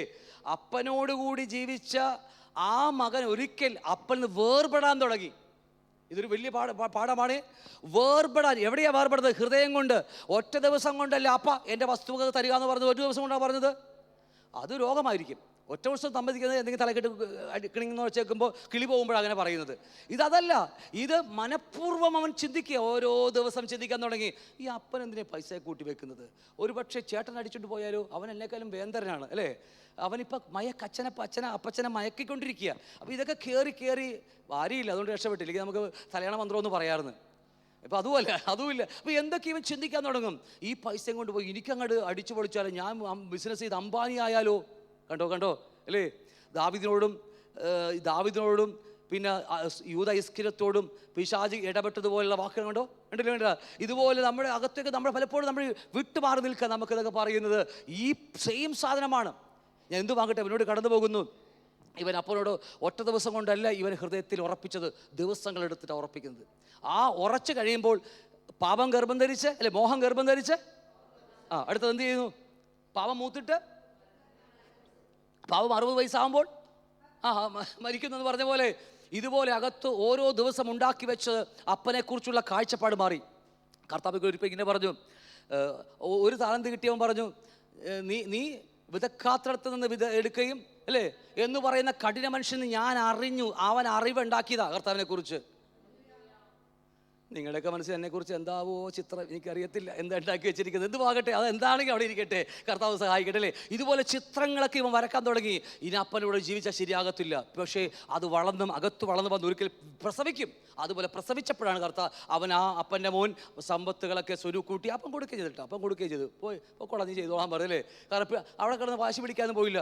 നീയൊന്നും ഉണ്ടാക്കിയതല്ലടാന്നൊന്നും പറയാൻ പോയില്ല. നമ്മളെ പോലെ ഞാൻ കഠിനമായി അധ്വാനിച്ചുണ്ടാക്കിയത് ഒന്നും പറഞ്ഞില്ല. നീ എടുത്തോളാന്ന് പറഞ്ഞ് കൊടുത്തു വിട്ട് അവൻ നോക്കിയപ്പോൾ കൊള്ളാം, അവൻ അടിച്ചു പൊളി ജീവിച്ചു. പക്ഷേ അപ്പനെ കൂടാതെ ജീവിക്കാൻ നമുക്ക് കഴിയില്ല സഹോദരങ്ങളെ. ഞാനൊരു സത്യം പറയാം, ദൈവത്തെ കൂടാതെ മനുഷ്യർക്ക് ജീവിക്കാൻ കഴിയില്ല. ഇത് മനുഷ്യൻ്റെ സൃഷ്ടിപ്പ്. ഇതാണ് ഉൽപ്പത്തി മുതൽ മനുഷ്യൻ്റെ സൃഷ്ടിപ്പാണ്. ഇന്ന് ലോകക്കാർ അവരെ ബുദ്ധി കൊണ്ടും ജ്ഞാനം കൊണ്ടും വിദ്യാഭ്യാസം കൊണ്ടും കൈക്കരുത്ത് കൊണ്ടും, അല്ലേ, വായിൽ നാക്കുകൊണ്ടും, അത് നല്ല കാര്യമാണ്. അതുകൊണ്ടും അവർ നല്ലവണ്ണം ജീവിക്കുമ്പോൾ നമുക്ക് തോന്നും അവരെ പോലെ നമുക്ക് ജീവിക്കാമെന്ന്. ഒരിക്കലുമില്ല. അവർ ദൈവത്തെ കൂടാതെ ജീവിക്കുകയാണ് അവർ. പക്ഷെ അവൻ്റെ ഒടുക്കം, ദുഷ്ടനെ കുറിച്ച് പറയുമ്പോൾ അവനെ വഴുവഴുപ്പിൽ നിർത്തിയിരിക്കുന്നു. അവൻ ഒരു സെക്കൻഡ് കൊണ്ട് നഷ്ടമായി പോകുന്നത്. ദൈവത്തെ കൂടാതെ ഒരു മനുഷ്യന് ജീവിക്കാൻ കഴിയില്ല. ഇത് പഠിക്കുക നമ്മൾ ആദ്യം. എന്നിട്ട് ഓരോ ദിവസം, കർത്താവെ, ഞാൻ ഇന്ന് എന്താ പറയുക, എന്തെങ്കിലും പറ, ഞാൻ ഇന്ന് എന്തെങ്കിലും സാധനം വാങ്ങാൻ പോവുകയാണ്, ചിക്കൻ മേടിക്കണോ ബീഫ് മേടിക്കണോ കർത്താവെ? അപ്പോൾ നമുക്ക് ഇതൊക്കെ ഇങ്ങനെയൊക്കെ ചോദിക്കുമോ? പക്ഷേ നോക്കിയേ, എൻ്റെ കയ്യിലിരിക്കുന്ന സമ്പത്ത് നമ്മുടെയാണോ? നമ്മുടേതാണെങ്കിൽ പറയും ബീഫ് പോരട്ടെ, അല്ലേ. ഇത് എൻ്റേതല്ല, ഞാൻ നോട്ടക്കാരൻ മാത്രമാണെന്ന് നിങ്ങൾക്ക് തോന്നിയാൽ നിങ്ങൾ എന്ത് ചെയ്യും? യജമാനോട് ചോദിച്ചിരിക്കും. ഇത് ബാലിശമായ കാര്യമായിട്ട് നിങ്ങൾക്ക് തോന്നും. തീർച്ചയായും പറയും, ഇത് ബാലിശമല്ലത്. നമ്മുടെ വിശ്വസ്തത, യജമാനുള്ള വിശ്വാസം തെളിയിക്കുകയാണത്. ഞാൻ പറഞ്ഞ് മനസ്സിലാവുന്നുണ്ടോ? ഞാൻ അനുഭവിച്ചതുപോലെ നിങ്ങൾ അനുഭവിക്കുക. അത് ജീവിതത്തിൽ വരാതിരിക്കാൻ വേണ്ടിയാ. പൈസ ഉണ്ടെങ്കിൽ പോവാ, അതിങ്ങനെ പോരട്ടെ, ഇന്നോ പോരട്ടെ, അല്ലെ ഫിഗ പോരട്ടെ എന്നൊക്കെ പറഞ്ഞ് നമുക്ക് ഒരു ലജ്ജയുമില്ല നമുക്ക്. അപ്പോൾ ഓർക്കണം, ഇതെൻ്റെ പണമല്ലായിരുന്നു, ഞാൻ എന്നെ ഏൽപ്പിച്ചതാണ്, ഞാൻ കണക്ക് കൊടുക്കേണ്ടവനാണ്. ഈ ജീവൻ പോലും അവൻ്റെ ദാനമാണ്, ഇത് തിരിച്ചു കൊടുക്കേണ്ടതാണ്. ഇത് തിരിച്ചറിയാത്ത ബോധമില്ലാത്ത ഈ സുബോധമില്ലാത്ത എനിക്ക് സുബോധമുണ്ടായിരുന്നില്ല. ആദ്യം വൈകിപ്പോയി. ഞാൻ പറഞ്ഞ് മനസ്സിലാവുന്നുണ്ടോ? ക്ലിയറാണ് ഞാൻ പറഞ്ഞു വന്നത്. അപ്പോൾ അതുകൊണ്ട് ഞാൻ പറഞ്ഞത് ഏത് കാര്യത്തിനും അപ്പനോട് ചോദിച്ചു ചെയ്യുന്നൊരു മനോഭാവമാണ് ഏറ്റവും ബെസ്റ്റ് മനോഭാവം. ഹല്ലേലൂയ. അത് ഏത് കാര്യമാണെങ്കിൽ പോലും ഒരുപക്ഷെ ശീലിക്കേണ്ട വിഷയമാണത്. നമുക്ക് ഇല്ലാത്ത സാധനവും ഒരുപക്ഷെ സമയമെടുക്കേണ്ടി വരും അത് ശീലിക്കുവാനായിട്ട്. ആണോ ഇല്ലയോ? ഓക്കെ, പിന്നോട്ട് കടന്നു പോകാം. അതുകൊണ്ട് ഞാൻ പറയുന്ന കാര്യം ഇത്രയേ ഉള്ളൂ. ആ പിതാവിനെ കൂടാതെ ആ മകന് ജീവിക്കാൻ കഴിയത്തില്ല. എത്ര ജീവിച്ചാലും ഇന്നല്ലെങ്കിൽ നാളെ നമ്മോട് അതിന് വരും. ഞാൻ പറയാം, അപ്പനെ വിട്ട് പിരിഞ്ഞ് മോൻ ഇപ്പം പോയി സമ്പത്ത് കൊണ്ട് കോടികൾ സമ്പത്തിച്ച് കാണും. ഇതല്ല, ഇത് വിട്ടേക്ക്, ഇത് നാശത്തിലേക്ക് പോയതാ. ഇനി ആ മകൻ പൈസ കൊണ്ടുപോയി കോടിക്കണക്കിന് സമ്പാദിച്ചു. അവനും മക്കളുണ്ടാകുമല്ലോ, അവനും ഇതുപോലത്തെ മക്കളുണ്ടാകുമല്ലോ. അന്നറിയും അവൻ ഇതിൻ്റെ ഭവിഷ്യത്തുകൾ. പറഞ്ഞത്രയൊക്കെ മനസ്സിലായി? ഒന്നും മിണ്ടുന്നില്ല നിങ്ങൾക്ക്. പലപ്പോഴും നമ്മൾ ഓർക്കും ഇതൊക്കെ നല്ല സുഖമായി പോകുന്നല്ലോ എന്ന്. പക്ഷേ കാറ്റ് ഏത് നിമിഷവും പ്രതികൂലമായി അടിക്കാം. ഒരിക്കൽ പൗലോസിനെയും കൊണ്ട് കപ്പൽ യാത്ര എന്താ പറയുക ബന്ധിച്ച് കൊണ്ടുപോവുകയാണ്. പൗലോസ് പറഞ്ഞു, എടുക്കല്ലേ ഈ കാറ്റടിക്കാതെ പറഞ്ഞ അവർക്ക് കാറ്റ് അനുകൂലമാകയാൽ എന്താ പറയുക പടകിൻ്റെ വഞ്ചിയുടെ കപ്പലിൻ്റെ കെട്ടഴിച്ച് വിട്ടോളാൻ പറഞ്ഞു. പക്ഷേ അഴിച്ച് വിട്ട് കുറച്ചങ്ങ് പോയി കഴിഞ്ഞപ്പോൾ ആ പ്രതികൂലമായത്. കേട്ടിരുന്നെങ്കിൽ നല്ല കാര്യമായിരുന്നു അല്ലേ? ചില സമയങ്ങളിലൊക്കെ നമുക്ക് അനുകൂലമായി തോന്നിയാലും ദൈവത്തിൽ നിന്നല്ലെങ്കിൽ മിണ്ടുന്നില്ല നിങ്ങൾ. ചിലതൊക്കെ അനുകൂലമായി തോന്നുമ്പോൾ സ്തോത്രം പറയാൻ വരട്ടെ. അനുകൂലം ചിലത് പ്രതികൂലത്തിൻ്റെ ആരംഭത്തിന് വേണ്ടി ഒരുക്കമായിരിക്കുന്നതൊക്കെയാണ്. ഇതൊക്കെ എവിടെയൊക്കെയാണ് പിതാവിൻ്റെ നമ്മുടെ സാന്നിധ്യം നമ്മളെ നയിച്ചുകൊണ്ടിരിക്കുന്നത്. സന്തോഷമായി വിചാരിക്കുന്നു. അപ്പം അതുകൊണ്ട് ഈ മകനും ഇതുപോലെ അവനും ലോകത്തിലേക്ക് ഇറങ്ങിപ്പോയി, അടിച്ചു പൊഴിച്ച് ലോകത്തിൽ അടിച്ചു പൊളി ജീവിച്ചു. പക്ഷേ അവന് മനസ്സിലായി, സുബോധം വന്നപ്പോൾ അവന് മനസ്സിലായി, പിതാവേ ഇതൊക്കെ എത്ര കൊണ്ടുവന്നാലും ഈ ലോകം നമ്മെ വശീകരിക്കും. ഞാനിത് പറയാൻ വേണ്ടിയാണ്. ആ മനുഷ്യൻ, ആ ഇളയ മനുഷ്യൻ അല്ലെങ്കിൽ മകൻ, അവൻ ലോകത്തിലേക്ക് ഇറങ്ങിപ്പോയി. എത്ര ദിവസമുണ്ടായിരുന്നു ആ സന്തോഷം? പറയും നിങ്ങൾ. വിരലിലാവുന്ന ദിവസങ്ങൾ മാത്രമേ കാണത്തുള്ളൂ. എനിക്ക് ഓർമ്മയില്ല, നമുക്കറിയത്തില്ല അതിനെക്കുറിച്ച്. എത്രയാവട്ടെ, വിരലിലാവുന്ന ദിവസം മാത്രമേ ഉള്ളൂ. ലോകത്തിലേക്ക് ഇറങ്ങിപ്പോകുമ്പോൾ ലോകം നമ്മെ, ഞാൻ പറയാം, ഞാൻ വീണ്ടും പറയുന്നു, ഒരു കാര്യം ഓർമ്മിക്കുകയാണ്. ഈ ലോകം ഒരുപാട് സുഖങ്ങൾ തരികാൻ ആഗ്രഹിക്കുക. എൻ്റെ വാക്ക് ശ്രദ്ധിച്ചോ? ലോകം മനുഷ്യർക്ക്, മാനവരാശിക്ക് ഒരുപാട് സുഖങ്ങൾ കൊടുക്കുവാൻ ആഗ്രഹിക്കുന്നു. ഞാൻ പറഞ്ഞ മനസ്സിലാവുന്നുണ്ടോ? എൻ്റർടൈൻമെൻറ്റുകളും മറ്റതും മറിച്ചതും അല്ലേ എല്ലാം കൊടുക്കുവാൻ ലോകം ആഗ്രഹിക്കുമ്പോൾ, ഇതിന് പിന്നിൽ ആരാണ്? പൈശാചികനാണ്. ആഗ്രഹിക്കുമ്പോൾ അത് നേടുവാനായിട്ട് പണം ആവശ്യമാണ്. ഇതാണ് ഈ സിസ്റ്റം, ഇവിടുത്തെ സിസ്റ്റം ഇതാണ്. പണം ആവശ്യമാണ്. ആ പണത്തിനു വേണ്ടിയാണ് ഇതെല്ലാം മനുഷ്യൻ നെട്ടോട്ടം ഓടുന്നത്. പഠിക്കുന്നത് പഠിക്കാൻ നല്ല കാര്യമാണ്, പഠിക്കണം. പക്ഷേ ഒരു പരിധി കഴിഞ്ഞാൽ പിന്നീട് ഞാൻ പറയാം, ഉറങ്ങണം. അമിതമായ ഉറക്കമായാലോ അത് ഒരു ദുശീലമായി, എന്താ പറയുക, ഒരു മടിയനായിത്തീരും നമ്മൾ അല്ലേ? ഈ കാലിങ്ങനെ കുടിച്ചു പിടിച്ച് കാലിടെ കൈവച്ച് കഥക് ഓടാമ്പലി കിടന്ന് ആടുന്നത് പോലെ കിടക്കരുതെന്നാണ് പറയുന്നത്. വായിച്ചിട്ടുണ്ടോ നിങ്ങൾ എവിടെയെങ്കിലും? വായിച്ചിട്ടുണ്ടോ? ബൈബിളിലെ വാക്യം അത്, കുഴപ്പമൊന്നുമില്ല അല്ലേ? ഒരു കഥക് ഓടാമ്പലി കിടന്ന് ഇങ്ങനെ ആടുന്നത് പോലെ രാവിലെ എഴുന്നേക്കാതെ അല്ലേ? ആ കിടയിൽ കിടന്ന് ഈ ഇങ്ങനെ കൈ വെച്ചുകൊണ്ട് ഇങ്ങനെ സുഖമായിട്ട് അങ്ങോട്ട് ഇടമോനെന്ന് പറയുമ്പോൾ ഇങ്ങോട്ട് കിടക്കും, ഇടമോനെന്ന് വിളിക്കും ഇങ്ങോട്ട് കിടക്കും. ഈ കഥക് ഓടാമ്പലി കിടന്ന് അങ്ങോട്ട് കാണിക്കുന്ന പോലെ മടിയന്മാരായി തീരും. അതുകൊണ്ട് ഉറക്കം നല്ലതാണോ? സ്തോത്രം, ഉറക്കം വേണം. പക്ഷേ അമിതമായാലോ? സമ്പത്ത് ആവശ്യമാണ്, അമിതമായാൽ അത് അത്യാഗ്രഹമായി തീരുന്നു അല്ലേ? ഇതുപോലെ ഓരോരോ വാക്കുകളെടുത്ത് നമുക്ക് സമയം കർത്താവ് തരുന്ന പോലെ പഠിക്കുന്ന നമുക്ക് ഓരോരോ കാര്യങ്ങളെല്ലാം നമ്മെ എന്തിനു വേണ്ടി? ഇതൊക്കെ ലോകം ആസ്വദിക്കാൻ വേണ്ടിയാണ്. പറഞ്ഞു മനസ്സിലാവുന്നുണ്ടോ? ലോകം ഒരുപാട് ആസ്വാദനം അല്ലെങ്കിൽ ഒരുപാട് എന്താ പറയുക അല്ലേ, നമുക്ക് പ്രലോഭിക്കുക, നമുക്ക് തരാൻ വേണ്ടി. പക്ഷെ തരുവാൻ വേറൊരു കാര്യം കൂടെ നമ്മൾ ചെയ്യണം. എന്താ? സമ്പത്ത് ആവശ്യമാണ്. അത് നേടാൻ വേണ്ടിയാണ് ഈ പരക്കം പാച്ചിൽ ജനം മുഴുവനും. ഒന്നും മിണ്ടുന്നില്ല. എന്നാൽ ഇതൊക്കെ ദാനമായി തന്ന് ജീവനും ഭക്തിക്കും ആവശ്യമായതൊക്കെ ദാനം നൽകിയിരിക്കുന്നത് 2 പത്രോസ് 1:3 പറയുമ്പോൾ നമുക്ക് അറിയാൻ പോലും കഴിയുന്നില്ല. അവൻ്റെ രാജ്യവും നീതി അന്വേഷിപ്പിൻ, സകലം പുറകെ വരുമെന്ന് പറഞ്ഞത് നമുക്കറിയില്ല അല്ലേ? ആയുഷ്കാലം മുഴുവൻ നന്മയും കരുണയും പുറകെ അനുഗമിച്ച് വരുമെന്നുള്ളത് നമ്മൾ കേട്ടിട്ടില്ല. പക്ഷെ ഏത് മനുഷ്യനും ആദാമിൻ്റെ ഒരു സ്വഭാവമുണ്ട്, അതറിയാമോ? അവൻ്റെ കൈയാൽ നേടണം. നമുക്കുണ്ട് ചിരി, അല്ലേ? എനിക്ക്, ഞാൻ എന്ന് പറയുന്ന ആ ഒരു സാധനം നമ്മുടെ അകത്തുള്ളത് കൊണ്ടാണ് ഞാൻ എന്നുള്ള വാക്യം വരാം. അവിടെയാണ് പൗലോസൊക്കെ പറഞ്ഞ പോലെ റോമർ 7-ാം അധ്യായത്തിൽ 40 പ്രാവശ്യം വിറ്റാമിൻ ഗുളിക കഴിച്ച് വളർന്നിരിക്കുക നമ്മളൊക്കെ, അല്ലേ? വിറ്റാമിൻ എയും അല്ലേ, വൈറ്റമിൻ സി എന്നൊക്കെ പറഞ്ഞ പോലെ വൈറ്റമിൻ ഐയും കൂടിയുണ്ട്. അങ്ങനെ കയറിപ്പോയുണ്ടല്ലോ. പിന്നെ എന്നെ അറിയാമോ, എൻ്റെ അപ്പനറിയാമോ, എന്നെ നമ്മൾ വലിയ ദുരന്തമാണ് സഹോദരങ്ങൾ. ക്രിസ്ത്യ ജീവിതം നമ്മൾ വിചാരിക്കും വളരെ സിമ്പിളായിട്ട് ഓടിപ്പോകാൻ, നടക്കത്തില്ല. അവൻ്റെ ആത്മാവിനാൽ മാത്രമേ നമുക്കിത് വെളിപ്പെടുത്തി തരത്തുള്ളൂ. അതൊക്കെ മനസ്സാവുന്നുണ്ട്. ഹല്ലേലൂയ. അപ്പോൾ എന്തുമാകട്ടെ, ഈ പറഞ്ഞ ഈ കുഞ്ഞു ബാലൻ, ഈ മനുഷ്യനായിരിക്കുന്ന ഈ ചെറുപ്പക്കാരൻ അപ്പൻ്റെ സ്വത്ത് മുഴുവനും എല്ലാം മേടിച്ചെടുത്തിട്ട് അവൻ പോയി. അവസാനം എവിടം വരെ പോയി? പന്നിക്കൂട്ടിൽ വന്ന് അവസാനിക്കും. നിങ്ങൾ ഓർത്തോ, ഇതെല്ലാം പന്നിക്കൂട്ടെന്ന് പറഞ്ഞാൽ തെറ്റായിട്ട് എടുക്കില്ല, ഇവിടെ പറഞ്ഞ വാക്കാണ്, എന്നോട് ക്ഷമിക്കണം, അല്ലേ? നമ്മൾ ഈ ലോകത്തുനിന്ന് കിട്ടുന്ന എന്തുമാകട്ടെ, ദൈവഹിതമില്ലാത്തത് എന്തും, ഇതെല്ലാം ഇവിടെ അവസാനിക്കും. ഹല്ലേലൂയ. സമ്പത്തിനെ കുറിച്ച് ആഴമായി ക്ലാസ് വരും നിങ്ങൾക്ക് പിന്നീട് ദിവസം. അത്യാവശ്യമായി പഠിക്കേണ്ട ഒരു വിഷയമാണ് സമ്പത്തിനെ കുറിച്ച്. നമുക്ക് എങ്ങനെ സമ്പത്ത് ഉണ്ടാക്കാൻ പറ്റുമെന്നും സമ്പത്ത് നമുക്ക് എങ്ങനെ വരുമെന്നും അതിനെ കൈകാര്യം ചെയ്യാൻ കഴിവില്ലെങ്കിൽ ദൈവം തരത്തില്ലെന്നും, ഒരു ആയുസ് മുഴുവനും നമുക്ക് കർത്താവ് തരുന്നത് പോലെ അത് മനസ്സിലാക്കാൻ കഴിഞ്ഞില്ലെങ്കിൽ ഒരു ആയുസ് മുഴുവനും നമ്മൾ തരുന്നതിനായി ജീവിക്കേണ്ടി വരും. ഹല്ലേലൂയ. ദശാംശം കൊടുക്കണോ കൊടുക്കണ്ടയോ, പഴയ നിയമത്തിൽ അങ്ങനെയാണ്, പുതിയ നിയമത്തിൽ എങ്ങനെയാണ്, ഇതൊക്കെ പറഞ്ഞ് കൃത്യമായിട്ട് ബൈബിളിൽ നിന്ന് തെളിച്ചു തരും. ഇന്ന് ഭണ്ഡാരം നടക്കാൻ വേണ്ടി, അല്ലേ, എല്ലാം ആദ്യത്തിൽ കൊണ്ടുവന്ന അങ്ങനെ വഞ്ചിക്കുന്ന ഉപദേശമല്ല, ഇത് സത്യോപദേശമാണ് നിങ്ങളോട് സംസാരിക്കാൻ പോകുന്നത്. ഹല്ലേലൂയ. പക്ഷെ അങ്ങനെ ചെയ്താൽ അനുഗ്രഹിക്കപ്പെടുന്നത്, അനുഗ്രഹം എന്ന് പറയാൻ പറ്റില്ല, ആ വാക്ക് ഉപയോഗിക്കുക, നന്മകൾ അനുഭവിക്കുന്നത്, അതാ നല്ല വാക്ക്. അനുഗ്രഹം എന്നൊക്കെ പറയുമ്പോൾ ആ സത്യം നമുക്ക് മറന്നുപോകും, അല്ലേ? നന്മകൾ അനുഭവിക്കാൻ പറ്റും ഈ ആയുസ്സിൽ ഇവിടെ വെച്ച്. ഹല്ലേലൂയ. അതിലുള്ള പോംവഴികൾ, നിലങ്ങളുടെ എവിടെ വിതച്ചാൽ കൊയ്യാം. വല്ലയിടത്തും കൂടെ വിതച്ചാൽ കിട്ടുമോ? പാറപ്പുറത്തോടെ വിതച്ചിട്ട് അടുത്ത വർഷം കാത്തിരിക്കുക, വെള്ളമൊക്കെ ഒഴിച്ച് കാത്തിരിക്കുക, ഇത് വെല്ലം മുളച്ച് വരുമോ? ഇപ്പോൾ ചുമ്മാ വെറും ബോഷനായിട്ടിരിക്കാൻ മാത്രമേ ഉണ്ടാവുള്ളൂ നമുക്ക്. അപ്പോൾ അതുകൊണ്ട് ഈ കാര്യങ്ങളൊക്കെ നമുക്ക് നല്ലവണ്ണം മുന്നോട്ട് പഠിക്കാം നമുക്ക്. അപ്പോൾ അതുകൊണ്ട് എന്തുമാകട്ടെ, നമുക്ക് ഇവൻ അവസാനം വന്ന് പെടുന്നത്, ഈ ലോകത്തിൽ നിന്ന് ലഭിച്ചതെല്ലാം ശവപ്പറമ്പര വന്ന് അവസാനിക്കും. നമ്മുടെ ഇവിടുത്തെ പദവികൾ, നമ്മുടെ ഇവിടുത്തെ ജോലികൾ, നമ്മുടെ നന്മകൾ, എന്തുമാകട്ടെ, ഇതെല്ലാം അവസാനം വന്ന് ശവപ്പറമ്പിൽ അവസാനിക്കത്തേ ഉള്ളൂ. ഈ ലോകത്ത് നേടിയ ഏത് കിരീടങ്ങളും, ഈ ലോകത്ത് നേടിയ ഏത് കിരീടങ്ങളും, അത് ഡോക്ടറുടെ കിരീടമാവട്ടെ, വക്കീലിൻ്റെ കിരീടമാകട്ടെ, അല്ലേ, എന്താ പറയുക, ഒരു കൽപ്പണിക്കാരൻ്റെ കിരീടമാവട്ടെ, ഏത് കിരീടമാണെങ്കിലും അതെല്ലാം ശവപ്പറമ്പിൽ വരെ മാത്രമേ പോകത്തുള്ളൂ. അതൊക്കെ പറഞ്ഞാൽ മനസ്സിലാവുന്നുണ്ട്. ഇതൊന്നും ഒരിക്കൽ പോലും ഈ ആകാശത്തിനപ്പുറം അല്ലെങ്കിൽ ഈ മേഘമണ്ഡലത്തിന് അപ്പുറമുള്ള ദൈവരാജ്യത്തിലേക്ക് ഇതൊന്നും നമ്മളെ കൊണ്ടുപോകത്തുള്ള കാര്യം സത്യമായി നിങ്ങൾ അറിഞ്ഞേ മതിയാകത്തുള്ളൂ. അതൊക്കെ മനസ്സിലാവുന്നുണ്ട്. ഇവിടെ നിന്ന് ലോകത്തുനിന്ന് നേടുന്ന വിദ്യാഭ്യാസമാകട്ടെ, ലോകത്ത് നേടുന്ന മറ്റെന്ത് പേരും പെരുമയാമാകട്ടെ, എല്ലാം നല്ലതാണ്, ഇല്ലെന്ന് ഞാൻ പറയത്തില്ല, എല്ലാം നല്ലത് തന്നെയാണ്. പക്ഷേ അതുപോലെ എടുക്കണം. ഉറക്കം നല്ലതാണോ? നല്ലതാ. പക്ഷേ അമിതമായി ഉറങ്ങിയാലോ? പിന്നെ ഭാര്യ അല്ലെങ്കിൽ അമ്മ, വീട്ടിലെ അമ്മ